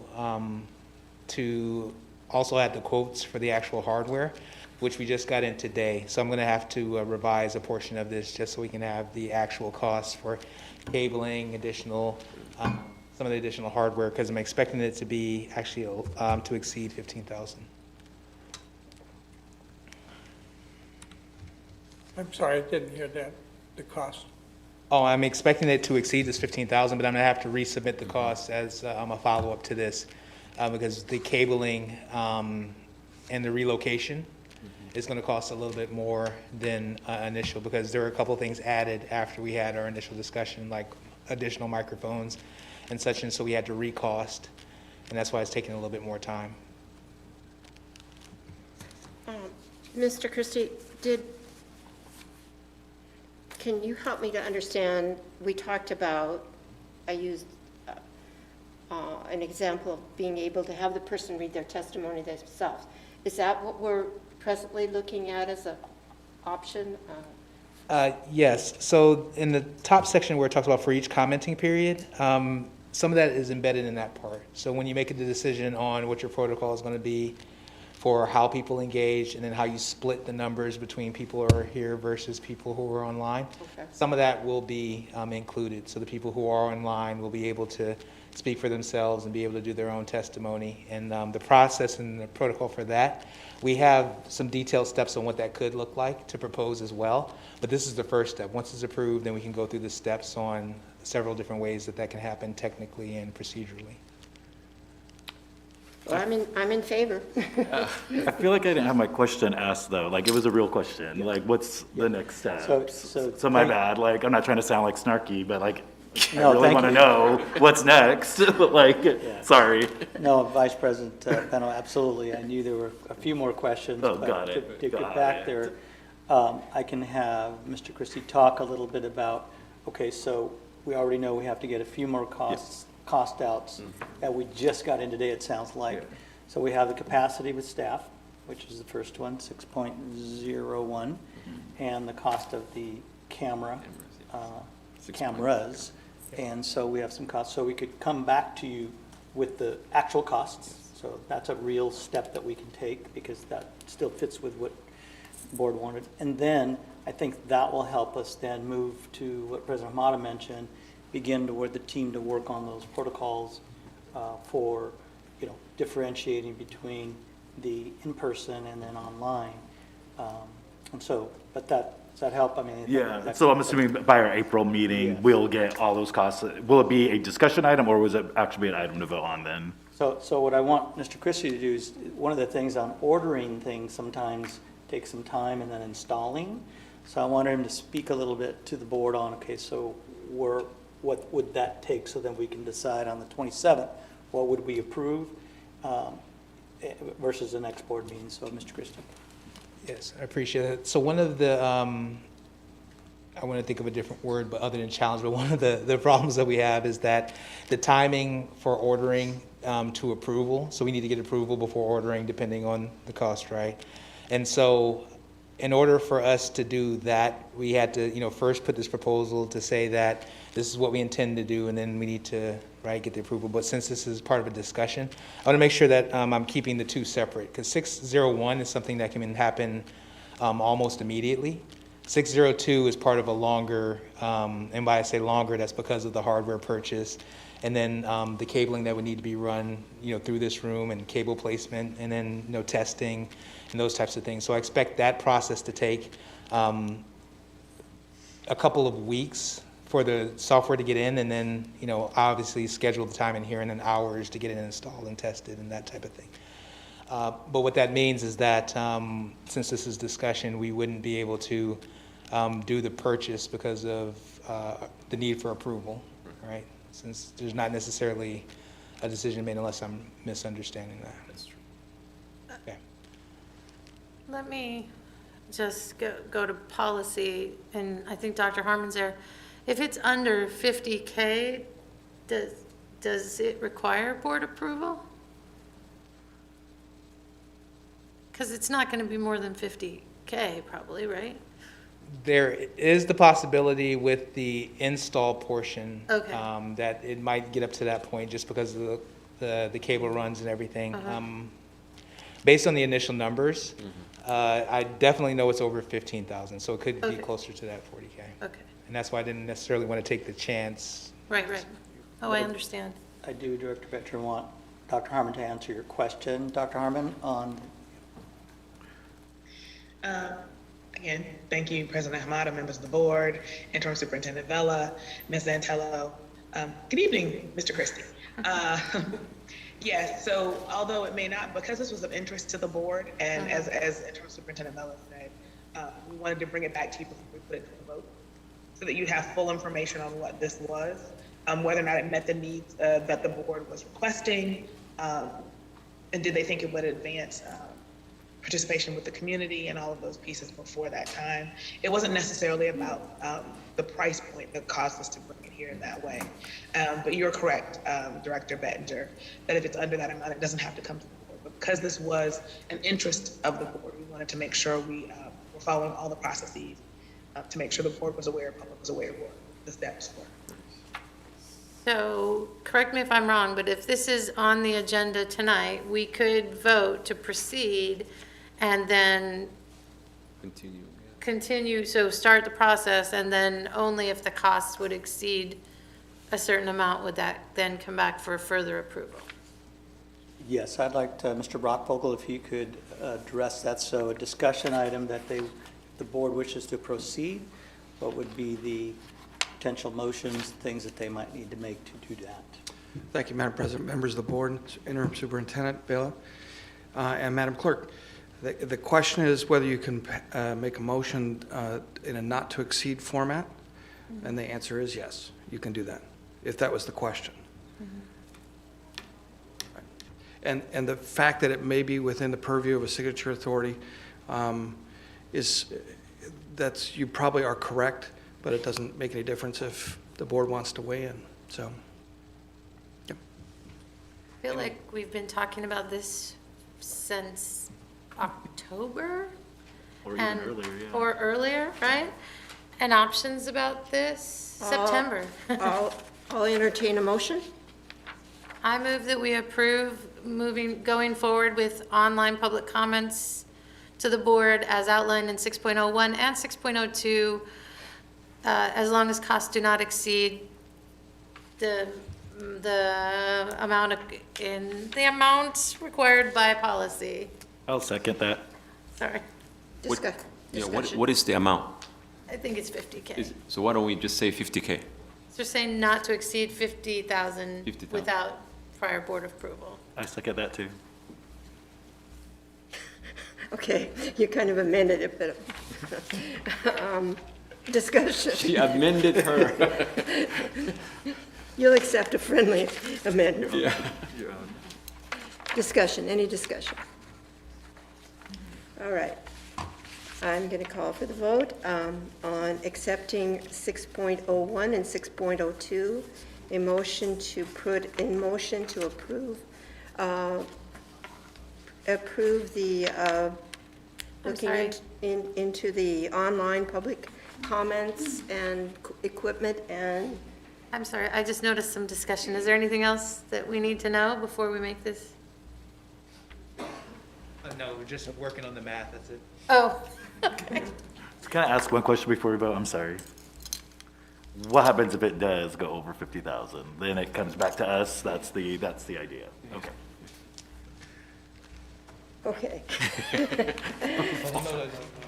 Would you repeat your motion? I forgot. I move that we approve going forward with online public comments to the board as outlined in 6.01 and 6.02, as long as moving forward doesn't exceed the dollar amount of $50,000. Thank you. It has been moved and seconded. All those in favor of approval signify by raising your right hand and saying aye. Aye. Aye. All those opposed signify by raising your right hand and saying nay. Abstentions, the motion carries. We're Thank you, Ms. moving, Christie. folks. Thank you, Mr. Christie. Thank you very much, Mr. Christie. All right, we're on to 7.00, Board of Directors discussion and approval. I will entertain a motion. I move that we approve 7.01, 2022, 2023 Student Learning Technology Refresh. Second. Discussion. I just want to thank Mr. Christie for talking through this, and maybe, again, for the board directors that weren't at the agenda setting, could you just do a high-level overview? And thank you. I realized that the first time I regretted to do this, so good evening, President Amanda, members of the board, Interim Superintendent Villa, and Ms. Antello. Apologies, low blood sugar or something. I'll blame it on that. So to the point of this specific refresh, over the last couple of years, due to chip shortages as well as the pandemic and distribution, we haven't been able to keep up with our refresh at the wider scale, even though we have done some purchases. So you recall that we did kindergarten purchases, some preschool purchases, as well as some other grade levels that aren't necessarily included in here. This is the opportunity for us over the course of a year to do a full refresh for a majority of our student devices, and also distribute some of our newer devices to some of the other grade levels, I think between the 3rd and 6th grade level. So this covers the full technology refresh, again, spread over years, since equipment is starting to become available again. We wanted to take advantage of that and catch up on the last approximately 2.5 years. Right. Can I ask a question? How much of this is coming from, I'm noticing there's a total amount, but it says some will come out of ESSER, some will come out of the tech levy. About what percentage is coming from each? So approximate percentages, I believe, are 70.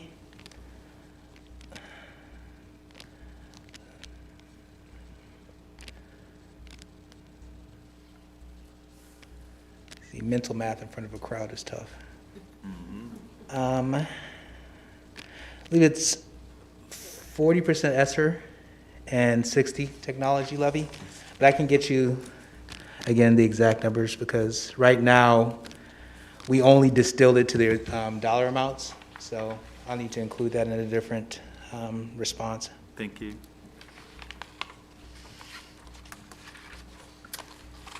It looks like an opportunity, as I see it, for a large ticket item that we can, again, give back to our students and get this done.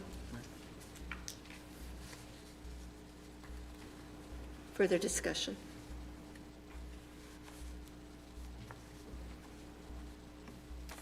Seeing none?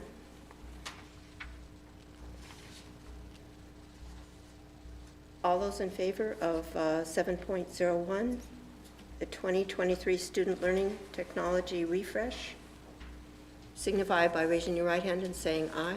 Aye. Aye. Opposed, signify by raising your right hand and saying nay. Abstentions? The motion carries. We're on to 7.02, 2023 Staff Technology Refresh. I move we approve 7.02, 2022-23 staff technology refresh. I second. Oh, sorry. I second. Discussion.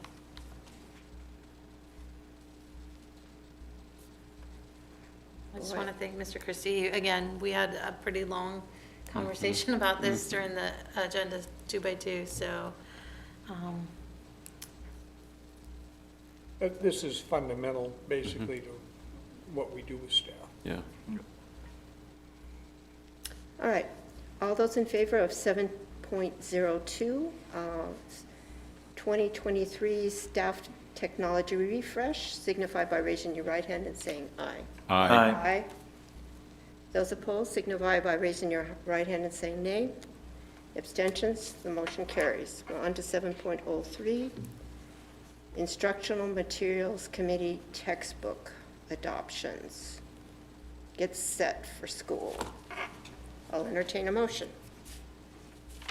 I move that we approve Instructional Material Committee textbook adoption get set for school.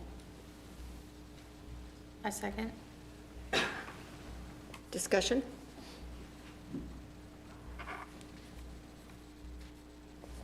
No, I think it was maybe Chief West who provided the information, answers to the questions, yeah?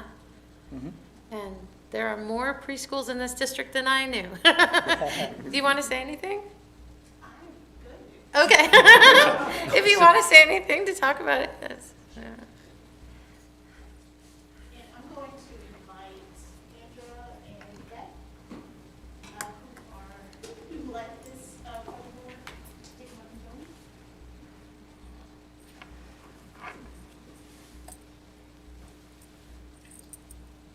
So a part of, I'm sorry, good evening, President Hamada, Vice President Beno, members of the board, Interim Superintendent Vela, and Ms. Santello. We are really excited to present this new recommendation for curriculum adoption. A part of our 5-year plan in teaching and learning is really focused on ensuring a guaranteed viable curriculum pre-K-12 for all of our students. So this initiative was really a cross-collaborative initiative. Most of our preschool programs are a part of our special education program, but we have worked to include our title preschools and may look to include our CTE preschool as well in the future. So we do have some informational materials, if the board would like those. Oh, yeah. Yeah. Yes, please. And I will invite Beth and Andrea, Andrea is our Assistant Director in Inclusive Education, and Beth is our amazing program specialist who works very closely with our early childhood special education programs. Would you like to share anything? Happy to, but also questions. I just want to thank you for the opportunity to create more options and equitable access to curriculum for our early learners and our preschool students in all of our programs, in our special education programs, as well as our title. And the partnership amongst the teachers and the two entities has been really wonderful and beautiful to see. And our ever champion of early learning, Beth Carter, has been amazing leading this work. So thank you. I too was very surprised to see that we had that many preschools in our district. Although on the list I was looking at, I thought we had a program at Kent Valley Early Learning Center. Is that not there? I thought that was something. Did that change? Like, I was curious about that. Yes, I can speak to that. So what you would have noticed on that list is that there are programs that are fully managed by Kent Youth and Family Services. Mm-hmm. So those are the programs that are still housed at Kent Valley Early Learning Center. Got it. That makes sense. Thank you so much. If I may Learning also, without tears. if I may also add, President Hamada, as a historian, when Race to the Top dollars were folks were vying for them in the roadmap region, one of the pieces that came up from community members, as well as those preschools, including faith-based, were asking for more comprehensive support from school districts who had early learning programs. So with that said, I wanted to thank our team, Chief West and her team, for how they're integrating the supports, and this curriculum gives us a baseline to be able to continue to provide professional development, as well as continue to work with our community-based partners. And that's why you see a lot of options that we are providing in Kent School District. So I'm very proud of our team, so thank you. Yeah. The first thing I noticed is also offered in Spanish, too, Yes. which is awesome. I just want to say that I think it would be really good if I'm not sure our community knows how much we do in this area. I think it'd be good to get some publicity out about that. But And I mean, I was pretty amazed. I didn't realize there were 420 kids either. And I've seen the advantages of what's happened at Cedar Valley, especially. I've been involved in that. And partnering with ACAP and Head Start and all that. It's so important to stretch our dollars from the state. And preschool's where it's happening. We need to get those guys, those little guys prepared. So I appreciate that. Yeah, I second that because I don't think many families know about the preschool in our district. They don't, and they're busy working, and they could take advantage, and that sets the, study after study shows kids that are from age 1 to 4 are set for life by having that preschool. So. But I think you need to clarify too, if I'm not correct, Ms. West, these are kids of special needs in our preschools. So that is a part of our model. In most of those classrooms, we also have peer models. So it is open, space is limited, and they typically fill very quickly. But in our special education programs, we do offer a peer model that allows other students who might not be served with IEPs to have the opportunity to participate. Didn't know that. Yeah. We have 2 preschools that are part of CTE classes, yes, like at Kent Ridge, Little Chargers, and I forget the other one. Conch. Yes, I can't remember what the second part is. Yeah, Kentwood. Yes. So I can't remember which one off the top of my head right now, but one is daycare. Okay. And in our CTE program, there's there's a distinction between the preschool and daycare programs, and then one is a formal preschool program. Mm-hmm. Kent Ridge, thank you, Beth. Kent Ridge is the preschool program. No, we need about twice as many because it's not, And to me, that's something we need to look at in investing. I think, I always refer to Renton because I worked there for 20 years, and they have a whole school that's an early learning center for preschool, and that's something we probably should think about investing in as we talk about, bonds and capital projects and whatnot, but I think it's really important. We do need to invest in early learning, for sure. Absolutely. And one of the things that we are really excited about is the work with the boundaries. And once that kind of settles out, we'll have a better idea of what space looks like in each of our schools. And we could look to expand some of those programs. Nice. That's amazing. That's good to hear. Thank you. That was it was very helpful. Thank you for being willing to come talk to us. Thank you. Any further discussion? All right, it has been moved and seconded on 7.03, instructional material committee textbook adoptions get set for school. All those in favor signify by raising your right hand and saying aye. Aye. All those opposed signify by raising your right hand and saying nay. Abstentions, the motion carries. We're on to 7.04, instructional materials committee. Membership. I'll entertain a motion. I move that we approve agenda item 7.04, instructional materials committee membership. Second. Discussion. And just for clarity, we're approving the revised narrative with the community names as well, Right. yes? Right. Yes. Am I answering that? Yes, that is correct. Yeah. And just for the general public, can you explain instructional materials committee as a focus group? Sure, absolutely. So one of the biggest levers, certainly our teachers are the greatest lever in regards to student achievement.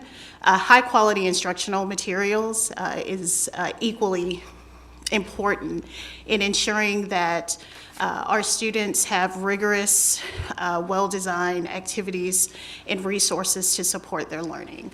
So the Instructional Materials Committee is a committee that's made up of a range of stakeholders across the district and with our community members.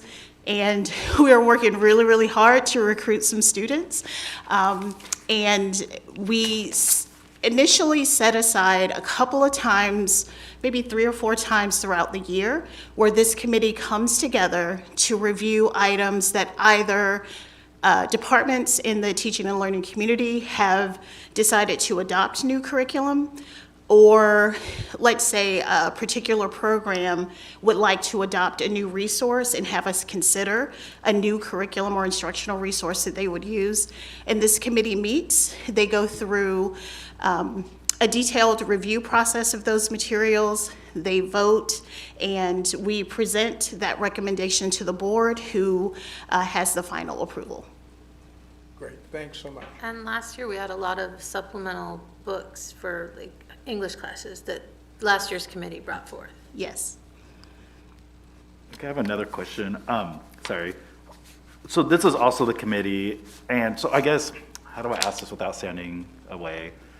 This is also the committee, like if books get challenged, that these go to this committee. So my question then is, the people who are on this list, do they have any conflict of interests as far as the recent challenges that have been made? Did I ask that okay? I feel that was really good.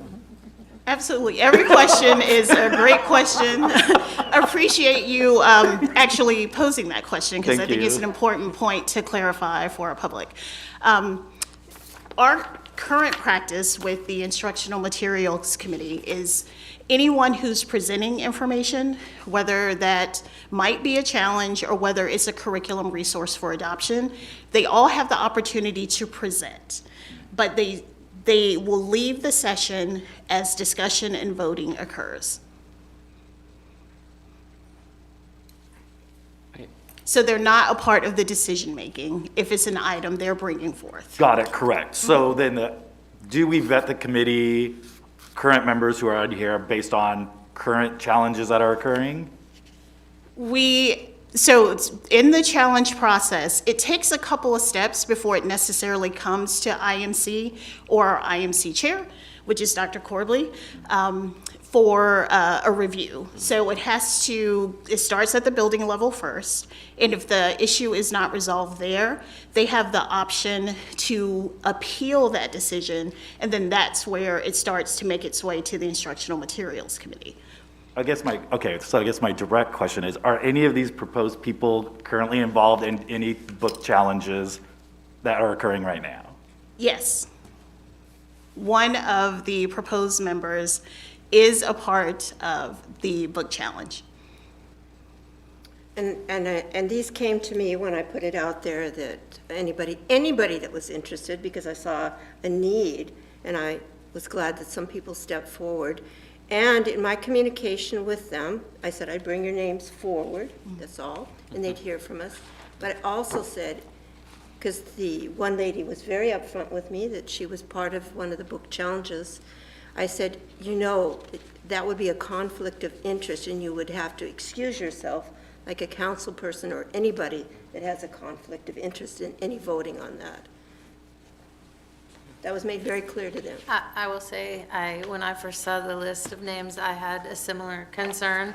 But then I also want to make sure that we're not limiting voice.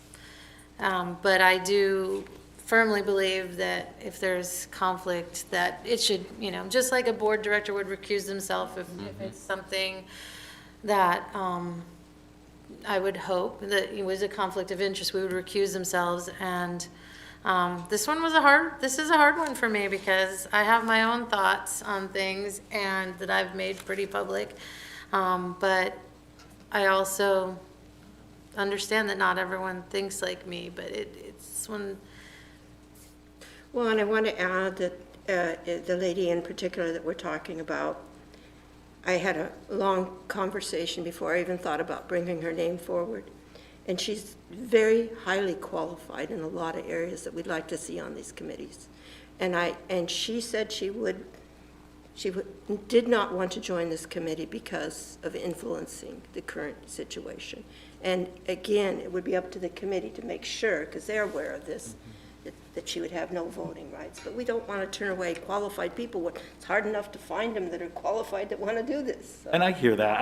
I find it interesting that they want to join the committee as they're challenging a book. And I find that, like, minus conflict of interest in general, I just find that suspect. So I don't necessarily agree with that or like that, because that it feels like, it doesn't look right to me. That's just my opinion, I think.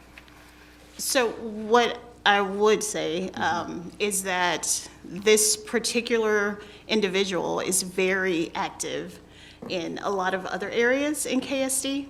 So I don't think that this was necessarily the motive. But what I do want to make clear are what options the board has in how we move forward. The board recommends parent to IMC. It's not teaching and learning or any other member in central office to kind of make that decision.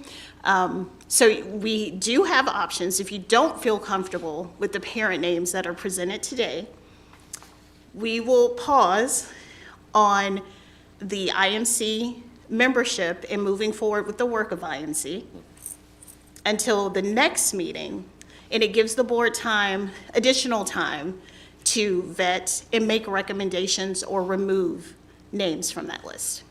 I like that because only 3 community members on this board, I think, is too little, in my opinion. That's what policy, it's, That's policy, 3 is okay. policy, outline of policy. I think policy is actually 2. Yeah, 2. I want to call the public's attention, too, that there would be 25 voting members on this committee, and probably 24 if the one decides not conflict of interest. So, you know, the majority is going to rule, you know. Any further discussion? Thank you very much, Dr. West. Appreciate it. All right, I'm going to call for the vote on 7 point, I lost track here. 04. 04. I've lost track. Thank you. I need all the help I can get. It has been moved and seconded, Instructional Materials Committee membership. All those in favor of approving the membership as written with the additions signify by raising your right hand and saying aye. Aye. All those opposed? No. Abstentions? The motion carries. Okay, we're on to 7.05, New Valley Elementary School, new school construction, change order number 5. I'll entertain a motion. I move we approve 7.05 New Valley Elementary School, new school construction, change order number 5. I second. Discussion. No, this is just ordinary business in terms of solving an issue. Thank you, Director Clark, thank you. All right, all those in favor of, it has been moved and seconded on 7.05, New Valley Elementary School, new school construction, change order number 5. All those in favor signify by raising your right hand and saying aye. Aye. Aye. All those opposed signify by raising your right hand and saying nay. Abstentions. On to 7.06, Kent Meridian High School window replacement approval of final acceptance. I'll entertain a motion. I move to adopt 706 Kent Meridian High School window replacement approval of final acceptance. I second. Discussion. Same thing. It's basic maintenance that has to be taken care of. I needed one too, because I talked to the principal and he just told me the windows didn't even close. That is, Further discussion. I've been hearing about these windows before I got on the board. Just, thank goodness again, it's done. sometimes it's like, I've been hearing about it forever, so we're finally voting on it. So. All right. All those in favor of 7.06, Kent Meridian High School window replacement approval of final acceptance, signify by raising your right hand and saying aye. Aye. All those opposed signify by raising your right hand and saying nay. Abstention, the motion carries. We're on to 7.07, second reading and approval of policy 1005, key functions of the board. I'll entertain a motion. I move we approve 7.07, second reading and approval of policy 1005, key functions of the board. I second. Discussion. I wasn't there. Excuse me, President. Oh, I'm sorry, if I may, President Hamada, members of the board. Dr. Gorman. Policy 1005, as posted, does not reflect one of the changes that the board requested. You asked that the first clause be struck in terms of the statement about the trustees. Yes. And that was not done. That's on me in an effort to get these from our policy work session onto the agenda in time to meet the timeline that was missed. So my suggestion would be that you not approve this version and that we bring back the correct version to you at the April meeting for just this policy. But I wanted to go on record knowing that it did, to state that it did not reflect the change that you asked for to that statement. that was actually going to be my question, because I wasn't here, so I watched it, and so I Yeah. noticed that it wasn't the same, the so that's what I was trustee, going to point out. yeah, You're right. Well, we have a motion on the floor. So any further discussion? All right, calling for the vote on 7.07, second reading and approval of policy 1005, key functions of the board. All those in favor signify by raising your right hand and saying aye. All those opposed signify by raising your right hand and saying nay. Nay. Abstentions. The motion failed. Thank you, Dr. Harmon, for bringing that to our attention. 7.08, second reading and approval of policy 1310, policy review, adoption, manuals, and administrative procedure. I'll entertain a motion. Move approval of second reading and approval of policy 1310, policy review, adoption, manuals, and administrative procedures. I second.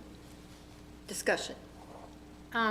This is the one that bothered me at our meeting, so Vice President Beno, if you watched the meeting, I just feel uncomfortable that we are basically with this policy removing any accountability for the board to keep our policies updated. And I actually nerded out this weekend and I went and looked at all our policies and how often they'd been updated, and at least a third of our policies are old enough to drive, and and a lot of them are old enough to drink in a bar in Washington State. So, and the class of 2005, that board updated 65 policies. In fact, like 85 policies were updated between 2001 and 2005. And I think then in the next time span, I think maybe 30 were updated. So that's what I was talking about when I was talking about the deep neglect. And so I just wanted, I know I said it, and I kind of said it anecdotally, so I wanted to see for myself. And so again, this makes me really uncomfortable that we removed the line about even having, and I'm going to look at it now so I can read it out loud. Removing the line that says the board as a policy-making body will establish and maintain a regular policy review process. That's all I propose it says, so that we have some level of accountability, because I know we've been dealing with some neglect from other boards, but I still feel like this is one of our main functions of our job, and I don't want to just, with a vote, remove all accountability, is my personal opinion. And I'm going to counter that. First of all, I remind all of us of the number of board work sessions we not only have had, but are scheduled as we go through policy review. So it's not like we're not doing anything with it. The second part of it, though, is the need for policy review. We are currently casually cruising through at this point in time, and the trap on it is, in a given school year, you have to prioritize. So no, I don't think policy review is the primary objective of the consideration of policy. It's the need for a specific policy review. So we're doing general overview, and it's appropriate that we prioritize as we need. So I would say that 2020 and 2020 P needed review a long, long time ago. And they're ones we're facing right now. That's the curriculum policies. And I remember Chief West actually 2 years ago in June, like the 27th or 8th, I vividly remember bringing up that those policies were out of date. And 2020 has not been revised or updated, I think, since 2014. And 2021 was adopted in 20 years ago. And that's the library policy and procedure was adopted 20 years ago. And almost old enough to drink. And so, again, these policies that are neglected for so long, I feel like they come up and then there's something we have to deal with it. So do you deal with it when it's an emergency? Or do you put language in there that keeps you somewhat accountable so that we don't get in emergency situations where we have to deal with these? I'm more of a, take accountability, do the hard work, plan ahead. And, but like I said, there's got to be we have to at the beginning of to me, it implies when you say the board as a policy-making body will establish and maintain a regular policy review process, as we've been doing, year by year since I've been on the board, we have sat down and kind of laid out a process. So I just feel uncomfortable, and I feel like I'm kind of derelict in my duties to the public if I just approve not having an accountability. I made a note on this too, where I agreed with Director Bettinger about we need to have a policy review process. I was like, why can't we do both and? That was me. Why don't we try to do one series per year or create a 0,000 series so we have 7 years instead of 6 years or something like that, but also have a policy review process in place. And I made some other notes I don't understand. That's okay, that's fine. But just having some sort of regular policy process I think is important. I also don't think we shouldn't remove that we need to do one series a year. That way it holds us accountable to making sure that we are looking at as many policies as possible and creating a plan. But I also understand that now we're not following our process because we're not reviewing one per year, so we're already not following our policy. So it's just like, how do we make sure that we stay accountable to the policies that we have? And I don't think removing that holds us accountable. I think it might ease pressure from public that we're not doing this, but it just feels like it doesn't make us as accountable. But I agree that we need to make sure we have a regular review process in, but I don't think we should remove the one series per year. I think we need to modify, add a 0,000 series, and that way it gives us a little bit more time to do reviews over 7 years instead of 6. Another option is WASDA gives quarterly updates of policies that are critical to update, which we could even have that as something we decide. I mean, just I'm not so married to the, reviewing it at least one policy series annually. That sentence I could take out because I think we've been pretty consistent about setting a goal at the beginning of, say, a year. But WASDA recommended taking out the word review and all language about accountability, so. And to piggyback, because the same conversation came up in our work session, and we're just repeating it, I'm going to repeat a thing that I think is extremely important is we took an oath of office. Part of that oath of office was to do the job. And we are very well in our policy that part of our work is policy work. And I think they've probably had do one series on the books for a long time, and it just never got done for maybe some very good reasons. Other things came up. So just having something in policy, to me, doesn't have merit unless we're actually following and our actions speak to that. And I think that we can't, you can't really dictate actions. Actions are either there or they're not. And this should show you that there's 6 policies on here that we agreed upon to go forward with for a second reading. And it just seems like to me that if we don't do the job, period, which is work on policies, which in my first year as president of this board, we did 33 policies. And this year, we've already, we're really on track. It's been one of my gear points to get these policies updated as much as possible.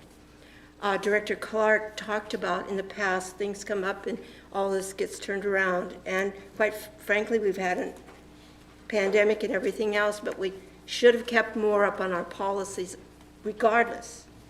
But what happens to me is that we either do the job or we don't, that this is not going to dictate, because it hasn't in the past, to make us more accountable. What makes us more accountable is ourselves. And elections matter, and people on this board matter, and what they do every day. So I'm in favor of keeping this the way it is. So that's just my say. Any further discussion? I just wanted to know, we have 3 board members on this board now. How many policies have you guys done last year? 15. Because of pandemic, I suppose.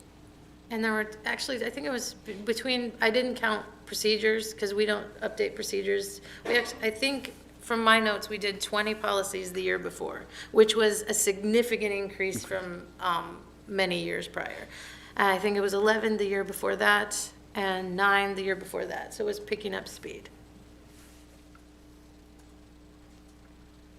Any further discussion? All right, I'll call for the vote. It's been moved and seconded for the approval of policy 1310, review, adoption, manuals, and administrative procedures. All those in favor of this motion signify by raising your right hand and saying aye. Aye. Aye. All those opposed to this motion signify by raising your right hand and saying nay. Nay. The motion carries. We're on to 7.09. Second reading and approval of policy 1320, suspension of a policy. I'll entertain a motion. I move we approve policy 7.09, second reading and approval of policy 1320, suspension of a policy. I second. Discussion. This is a very short item and only applies to a very obscure occasion. So it works because it's in print, but that's all we're doing. No further discussion? All right. It has been moved and seconded that the second reading and approval of policy 1320 be adopted. Suspension of a policy. All those in favor signify by raising your right hand and saying aye. Aye. All those opposed signify by raising your right hand and saying nay. The motion carries.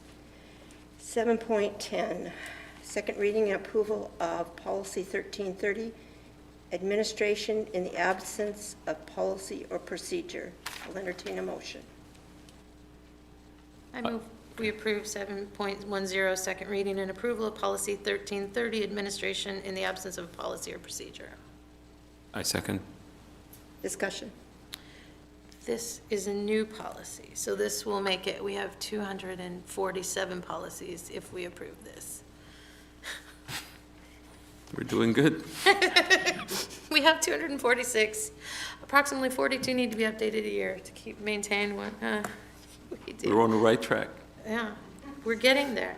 Yeah, so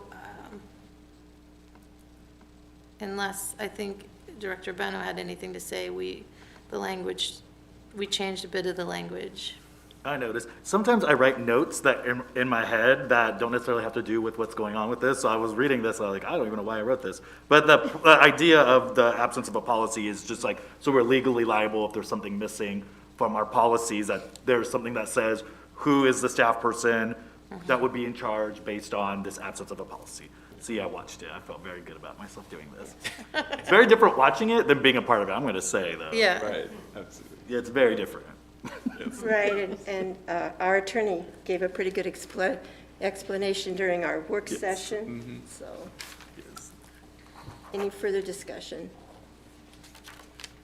Okay, it has been moved and seconded that the second reading and approval of policy 1330 be approved, administration in the absence of policy and procedure. All those in favor signify by raising your right hand and saying aye. Aye. All those opposed signify by raising your right hand and saying nay. Abstentions, the motion carries. We're up to 7.11, second reading and approval of policy 1731, board member expenses. I'll entertain a motion. I approve the, I request approving item number 7.11, second reading of approval of policy 1731, board member expenses. I second. Discussion. My only discussion I have for this is, while watching the video, it would be very helpful if, like, we would state which policies, because since I wasn't in the room, you all would be talking about the screen, and I'm like, I don't know what they're talking about number. Yes. So, like, I was like, I think this one was 1731, so I had a question mark on that. So, like, that would be helpful, maybe people who are watching this, to be like, oh, we're on 1731 now, we're on 1733. That would have helped me, because I was trying to guess which one, but other than that, like, now that I know it's this one, like, I know my notes, so thank you. Good point, good Thank point. you. Any further discussion? It has been moved and seconded for the second reading and approval of policy 1731, board member expenses. All those in favor signify by raising your right hand and saying aye. Aye. All those opposed signify by raising your right hand and saying nay. Abstentions, the motion carries. We're on to 7.12, second reading and approval of policy 1733, board member compensation. I'll entertain a motion. I request by approving 7.12, second reading of approval of policy 1733, board member compensation. I second. Discussion. I had a question I wasn't clear on because it was brought up and I still wasn't clear. So if the state legislature does pass a bill saying that board members have to be compensated or whatnot, does that automatically change this policy, or does that mean we have to I wasn't very clear what would happen on that. I know that was discussed, but I still had a question about that in my notes. Dr. Harmon, if you'd like to address that question regarding if the state law changes due to the state legislature, would that then require us to change the policy? So if the state legislature changes that, then yes, the board would have to change the policy. A couple of things would necessitate that. So the legal references would change, because right now the legal references state in the law that $4,800 is the cap, and some other pieces. So there'd be a couple of things that would need to be updated in addition to just the language of the policy. So yes, if that were to happen, then the board would adopt a new policy reflecting whatever the change was in the law about board member compensation. Thank you so much. Any further discussion? It has been moved and seconded that the second reading and approval of policy 1733, board member compensation, be approved. All those in favor signify by raising your right hand and saying aye. Aye.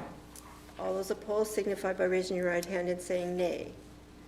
Abstentions, the motion carries. We're on to 8.0, informational. I want to ask the board if they want to pull anything from the consent agenda. On information, I just had one note. On the procedure 1733P, board member compensation, we changed the language in the policy to read fiscal year, but the procedure says calendar year. So I don't know if that wants to be changed so they match. Thank you, Director Bettinger. That was the second one I was going to Oh, sorry. point out.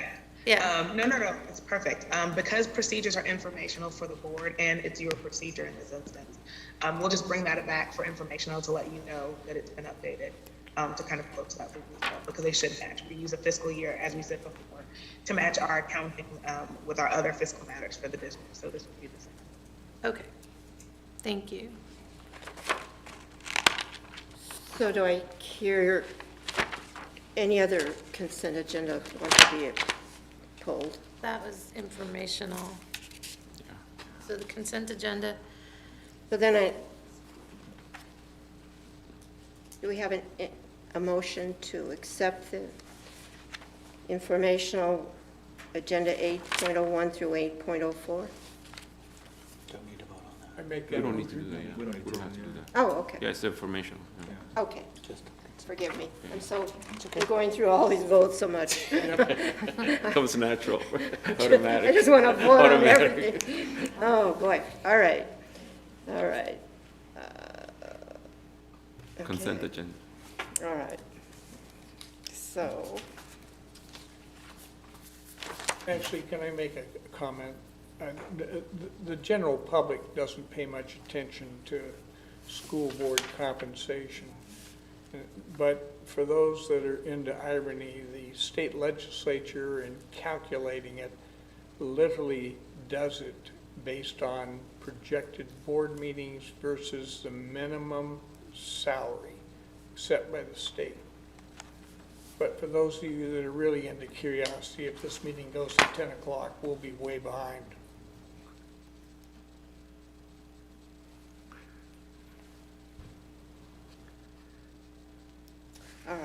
all right. So we're now on to 9.0? Oh, no, wait a minute, we just 9.01, did yeah, that. consent agenda. Okay. All right. So do we need to have a motion to accept the entire? Okay, I knew we had to have some kind of a motion. I will entertain a motion to accept the consent agenda as a whole. I move that we approve the consent agenda 9.01 through 9.04. I second.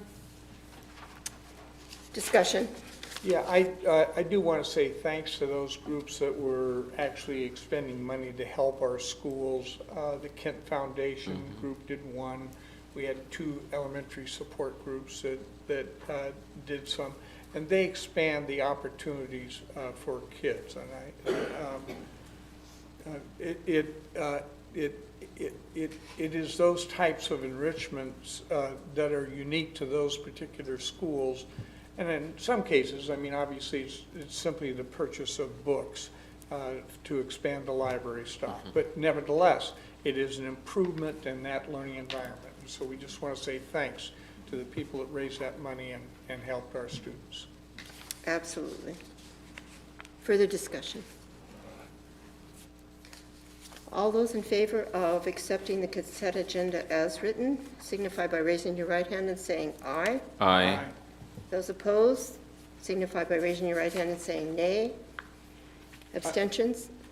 If I can, Madam President, I just realized 901 was the outdoor school grant, and that is one that enables students to actually have an opportunity to get out of an urban environment and actually see a natural environment, which is important life experience. It's done in the 6th grade, and it's a great program. Yeah, several schools have applied for that at Camp Seymour, I believe, and there's still opportunity for more, if I'm correct on that, so that's a great opportunity. All right, we're on to Communication. 10.0, communications.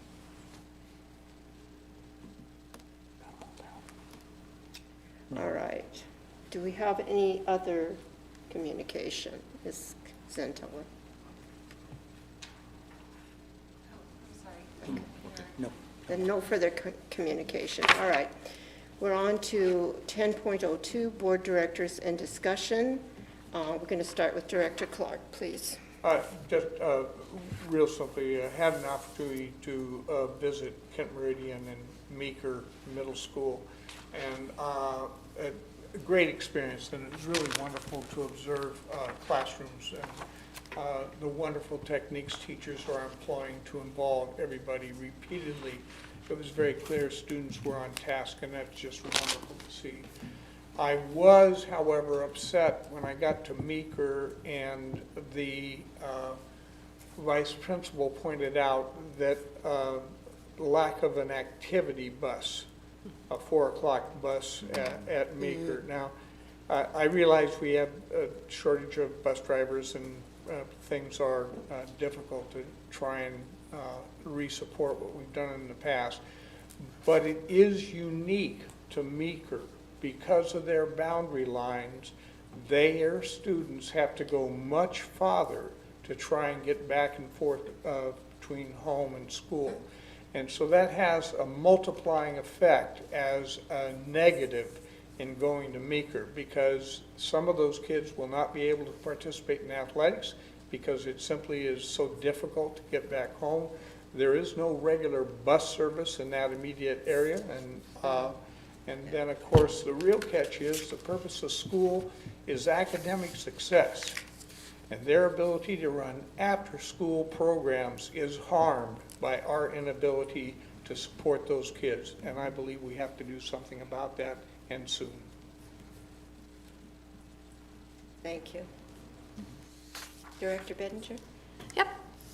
First, I want to thank this was my little heartwarming thing today, Mrs. Barnett's class. I read the first chapter of Harriet the Spy when I did Read Across America, and they sent me this lovely multimedia collage of their drawings. They made doodles during, and I was like, oh, they really listened. So that made me warm. I'm going to try something different for my update, and I was thinking about policy, obviously, because I've been a nerd about it tonight, as it relates to our policy and the board's duties. So I was just going to report on what had been done since the last board meeting. So going just down our policy, right now it's 1001, but it will be updated to 1005 with that minor change, I'm sure, at our next meeting. So adopting policy. We had a board work session on March 16th to conduct the first reading, 6 of which moved forward to their second reading tonight, and 5 of those passed, not without controversy. This week, like I said, I spent a lot of time nerding out on our policies, and I'm going to do some more. But yeah, in a 4-year span, like I said, between 2001 and 85 policies updated. So as I said, we have 247 policies. So on average, to keep things updated about 5 to 6 years, it's 42 and a half you want to pass during a year, or at least look at. Sometimes they don't need anything, and sometimes they're fast. So I'm continuing to advocate for that policy work and accountability. Next on our duties is planning and assessing short-term goals. We don't have any formal, the board doesn't have any formal annual goals for the 21-22 school year, but we are engaged in the hiring of the new superintendent, and so we've been participating in that process. And then also in another goal that's happening in the district short term is the HR review. So I had my interview with members of the staff, and I think other board directors this week will be also talking. Long term, the board hasn't set any vision for any current long-term items that I would be considered, long-term that's going on in the district, but I do know the capital facilities plan is being updated. We covered the Kemp Virtual Academy tonight, and there is boundary work being done. So I have an outstanding request to just see the list who's sitting on the committees and to attend the committee meetings if possible, if the board could attend. We have the policy 1240 allows us to attend as members at large, so I'm making a formal in-person request to follow up with my emailed request to attend, when I can. So maybe, or any board director really. So maybe we can, and I know more than 3 of us can't attend, but it would be helpful to know when these are happening. So I know we're digging into the report, and I've also shared some information with Dr. Behringer and the superintendent, because I did some research on MGT company that was hired. We're no longer working with them, but some of their information I don't think might be accurate. So I shared that. Authorizing and reviewing the district's strategic plan. There's nothing to report on that because it expired at the end of the last school year. Acting as a liaison between the community and the district. The board gets a lot of emails regarding complaints and concerns. I think President Hamada brought that up.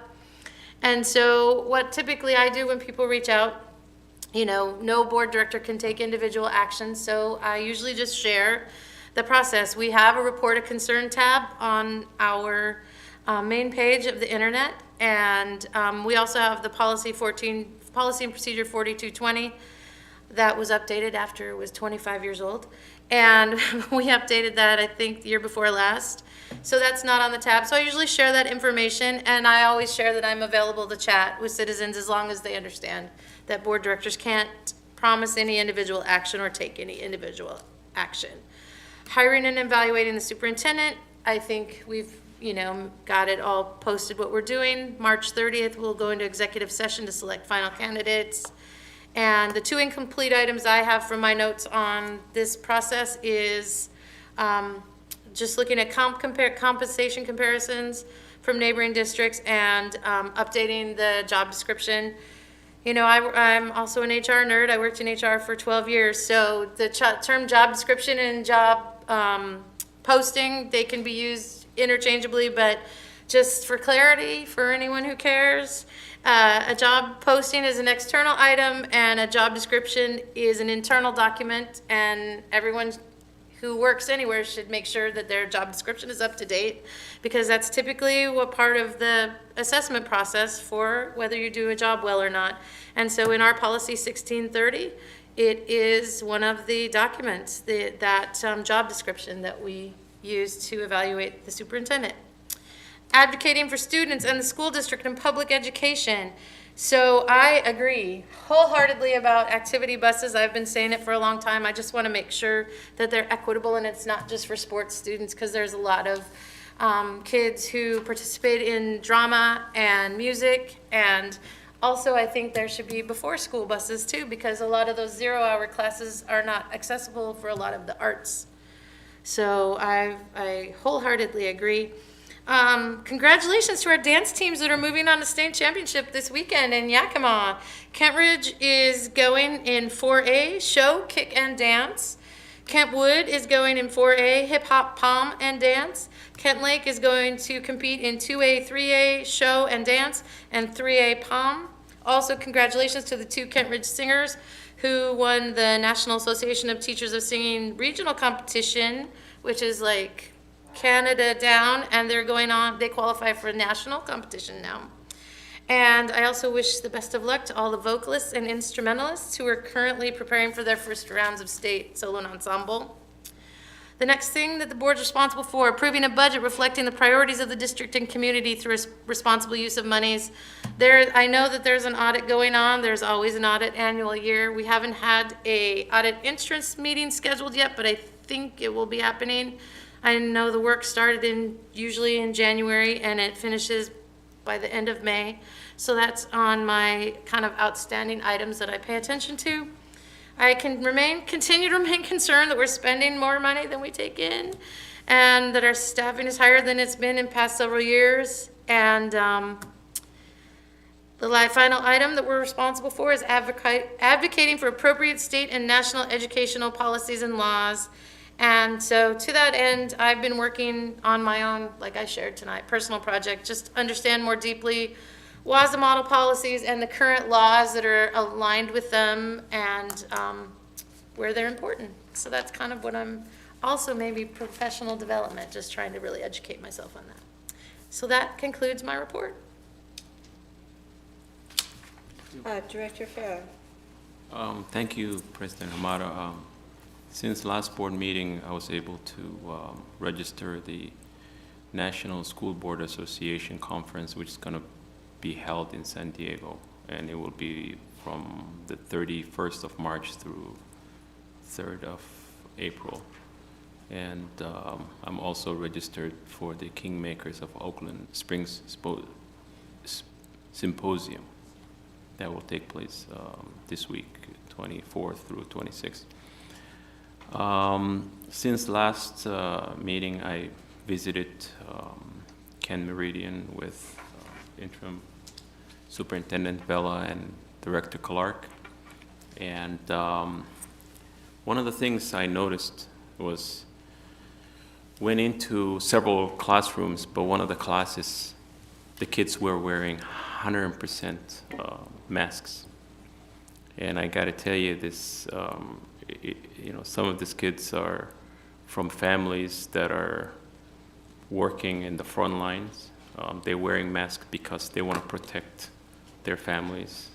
This kids, even though the state says, you know, no mask mandate, but they're still wearing it. And it is one of the things that stood out to me. And you know, they're from families that cannot afford to be sick. So when we get people who come to our meetings and tell us, don't allow our kids to wear masks, that could not be further from the truth of the larger student body that we have. So we should pay attention to the larger body, not the 2%. I saw the newly installed windows. I can tell you that is yeah, it's much needed. I also learned from principal that they have accelerated program at KM, which allows kids to catch up, because during the pandemic, we have kids that are falling behind, and that ability to graduate on time and make sure that these kids have that ability. You know, that another topic came up with, you know, also Director Clark said, and asked that question, how can we make sure that kids that are going to the school district, that we can entice them to be able to go and learn how to become a teacher, get certified, and come back to the district. And we should always look and make sure that we can make that easy for our kids, because of the fact that they are from our district and they represent, and that's how we can increase having a diverse teacher body. We also visited Meeker Middle School, and I couldn't help but to wonder, you know, like, even though schools are really in an old buildings, it's really mind-boggling how orderly and clean it is, that the staff works extra to make sure that kids have an environment where they feel that they can learn something. And one of the things that was brought to our attention was there is no fence on Meeker Middle School facing towards the park. And vice principal shared with us, at least once a week they get locked down because somebody's walking through the school and they don't know who that is. An adult that does not think this is a school, that they're just coming through and they have to do a lockdown. So that, to me, that should be something that easily be fixable and have that fence, because that is, in my opinion, safety for our children, and we should be able to have that fence taken care of as soon as possible. I also noticed that 630 students in ELL program at KM. That is resource intensive. So we really should be thinking about how can we make sure that we support the staff that are every day making sure that these kids get the top-notch education that they need to succeed. So those are and 136 at Meeker Middle. So if you look at the student body of like KM is 2,000, 630 that's heavy load. And 400 students at Meeker Middle and 136 students are in ALL. So I just want to say that what we say on this dais matters to those who are in the classrooms. Really matters to them to understand that we stand behind them. It's a very heavy lift, especially now. And for them to see us, bickering over small stuff, what makes them, I wonder what makes them think going that extra mile, because whatever we do here, it goes down to the classroom. So I really would like to appeal to you to make sure that we send that message, because what we say matters. What we express matters. How we express matters. So I just want to make sure that we, as a team, I will always be on KSD team. I play sports, and I would not want to be a member of a sports team that constantly tells me that I'm not making it to become successful. So we as a board and interim superintendent as a team will always have to be on that positive note, because that's what our kids will need. That's what the staff needs. So I just wanted to share that. Thank you very much. That concludes my report. Vice President Beno. Thank you. First of all, I want to thank the students who joined us and gave comments, and the students who gave comments virtually. I just think it's really important for students to always voice their concerns. I constantly ask my students to give me feedback because I can always be better, and I think we could always be better as well. And so hearing from our students, I think, is good for us, and I think it gives them also some practice to speak in front of crowds and whatnot. I know they seem a little shy, some of them, but that's okay. Like, always come and let us hear your voice. I think that's important. Thanks also to our presentation about the Kent Virtual Academy. I like hearing about that and look forward to hearing more about that process. And again, thank you for everybody who's joining us in person and online and watching this. So in past, obviously, I've been attending with President Hamada, the superintendent search update meetings, just finding out what's going on, what's happening. We have a lot of work coming up about superintendent hiring. I'm both scared and excited about this process and all the meetings that are coming up with that. Like I said, I missed the policy meeting, but watched the video and participated. I always try to do that to make sure that, I always try to be here, obviously, but when I miss, I'm glad there's a video we can watch. I also had an interview with the HR review. It was very interesting and enlightening. I'm looking forward to seeing what the report looks like and what comes from that. Upcoming, I too am going to the National School Board Association Conference, but because there's no subs, I am going April 1st after work and will return on Sunday. I don't get to leave on the 31st, unfortunately. I mean, there's always a choice. I just don't want to leave a workload for my colleagues, so I try to be a team player. So I will attend a day later. I'm also part of, one of my nonprofits that I work with is putting on an LGBTQ plus educator and student leadership conference this Saturday virtually.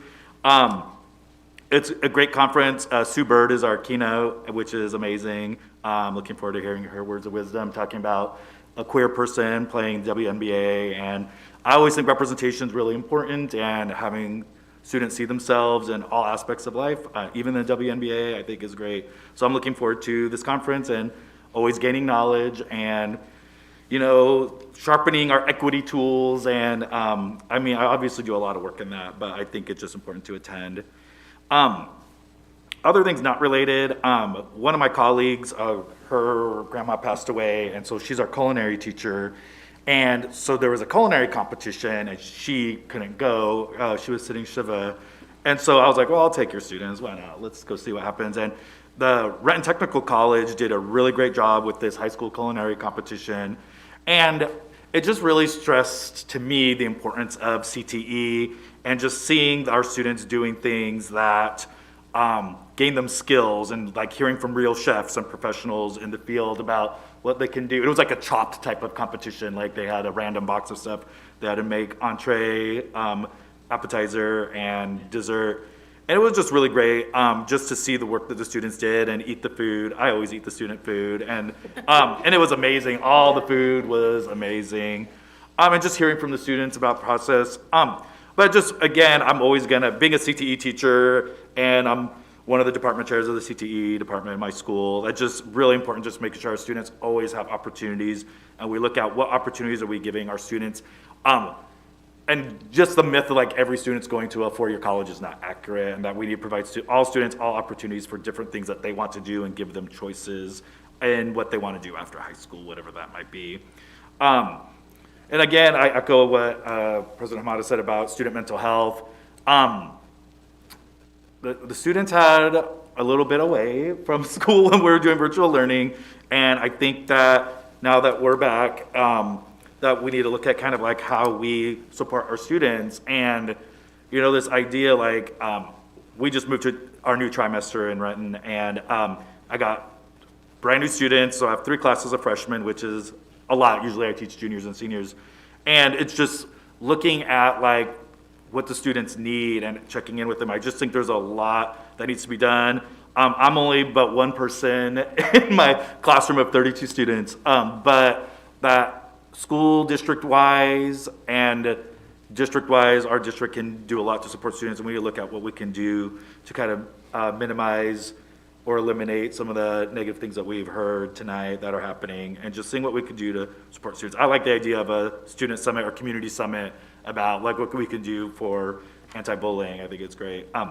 I also I had this in my notes too about boundary review meetings. I was like, I'm really nosy about what's going on with that, but also other committee meetings, and would like at least an invite so I could be able to attend. My last thing is just kind of thinking about, again, we passed all these initiatives on equity and just making sure that we continue. That's not, again, sitting on a shelf, that we're going to continue to do the work of equity.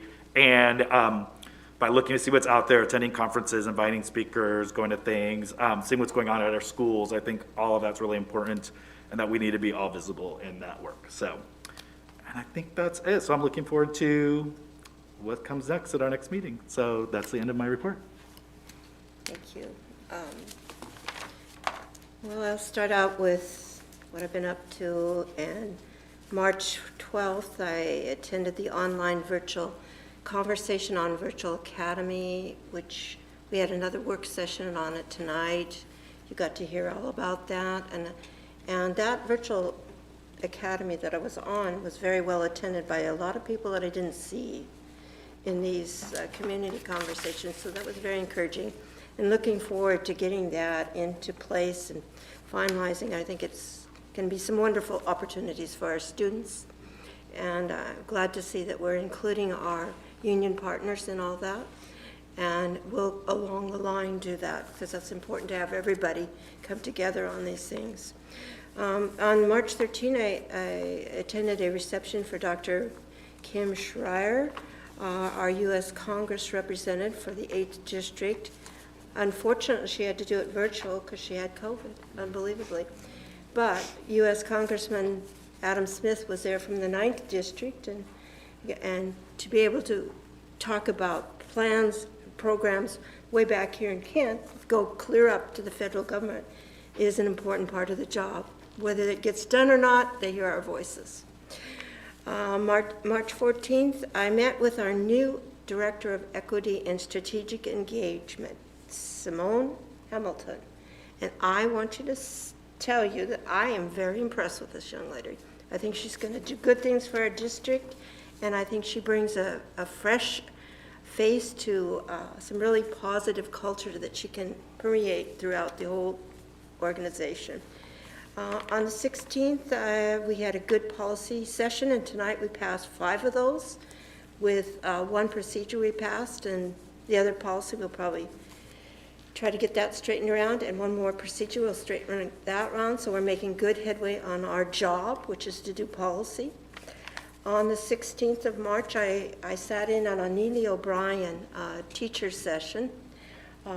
It was the 3rd session, and they're reading a book right now. It's through our contractor partner, CNC, Community Network Council, and it was led by Melvin Tate, who's been in the business for a long time that I've known.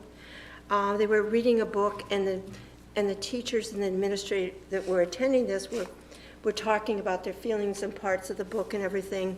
And this is all to help our teachers and administrators learn to work with Black students, particularly. And I found it very enlightening.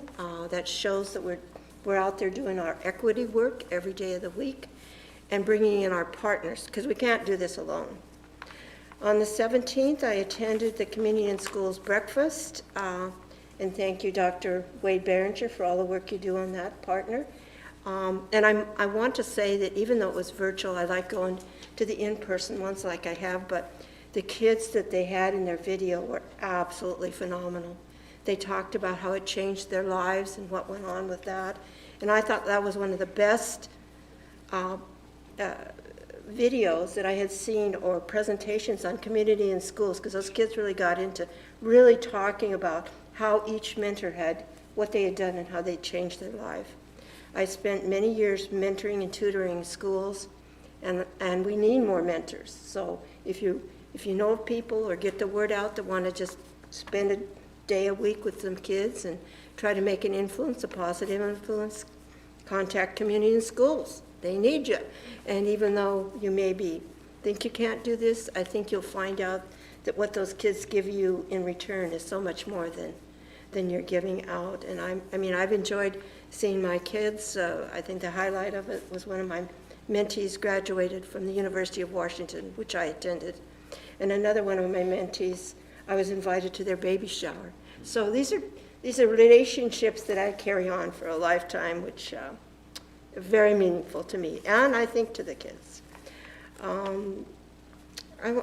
think we want to keep a really close eye on the opportunities coming up to meet our superintendent candidates, the ones that we will select, and the timeline. And you're still going to, as we finalize these candidates, you're still going to have time to input. You can watch them and see how they perform, the finalists. You can make comments through the email and stuff of what you think they're doing on that. So this is one of the most important jobs I feel I have, is to find the right fit for our district in a superintendent. So be involved, and we need you. We can't do this alone. And just a couple things that are coming up that I think if you're not aware of, spread this to your kids. The Covington Human Service Commission has an opening for 2 youth counselors, commissioners. And I personally have served on that committee. And the kids get so much experience in government and proposals and actually giving out huge amounts of money and seeing what a lot of the service clubs in our area are doing, what our organizations are doing. And not only that, they're a real asset. We had, because we give out, in Covington, we gave out $121,000 in money that year. We had one of our students that was a math wizard, and he had this figured out so fast, and we just loved having him on the board because he was a real asset, I'll tell you. He got it before any of us got it down, and really contributed to the city of Covington. And I think you can take that on and put it on college resumes or work resumes or anything like that. So get that word out, because they're still looking for that. I'm looking forward tomorrow morning to be on the Kingmakers Symposium, and I've been on every one they've had, and I think they're an important part of our equity in our district. I would be remiss to say tonight is a very sad night. It was the death of our first woman Secretary of State, Madeleine Albright, and so we're all mourning that, and that was quite an accomplishment for her in her time. And we're still, all of us, mourning what's going on in Ukraine, and that's still heavy on my mind.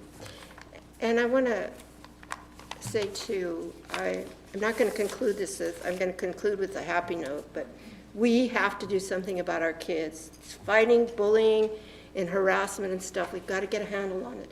I'm more than willing to, even because I've worked with Project Youth, I've done stuff in the community, I'm willing to pull in the whole community, our police department, our mayor's office, our teachers, our parents, our faith-based community. We've got to get a handle on our kids. These are our most precious resource, and we cannot have this going on. And we can talk about, as the 2 people that testified tonight, social media. Why are these kids doing it to begin with? That's just that's just a product of what's happening. Why do they have to turn to fighting and bullying and getting attention through this kind of stuff? We need to get to the heart of this, and I'm more than willing to even take on, beyond this, the responsibility of getting this started in the community, so it's out there. And I do want to leave with this very happy note when I came in here. Look at these wonderful thank you cards. I read to 3 classes, and I presented a PowerPoint and interacted with 3 classes while they were on there and the students. And these are all thank yous and beautiful artwork, and somehow or other I'm going to find a way to capture this and keep this, because these are very meaningful to me. And we read the book, I Promise, by LeBron James. And here, I promise, Mrs. Hamada. And it's so cute. They did listen, they did hear it. They do appreciate us being out there. And I guess with that, that concludes my report. Thank you for staying with us and being committed to our schools. And it is 9:24, and we are adjourned. Thank you.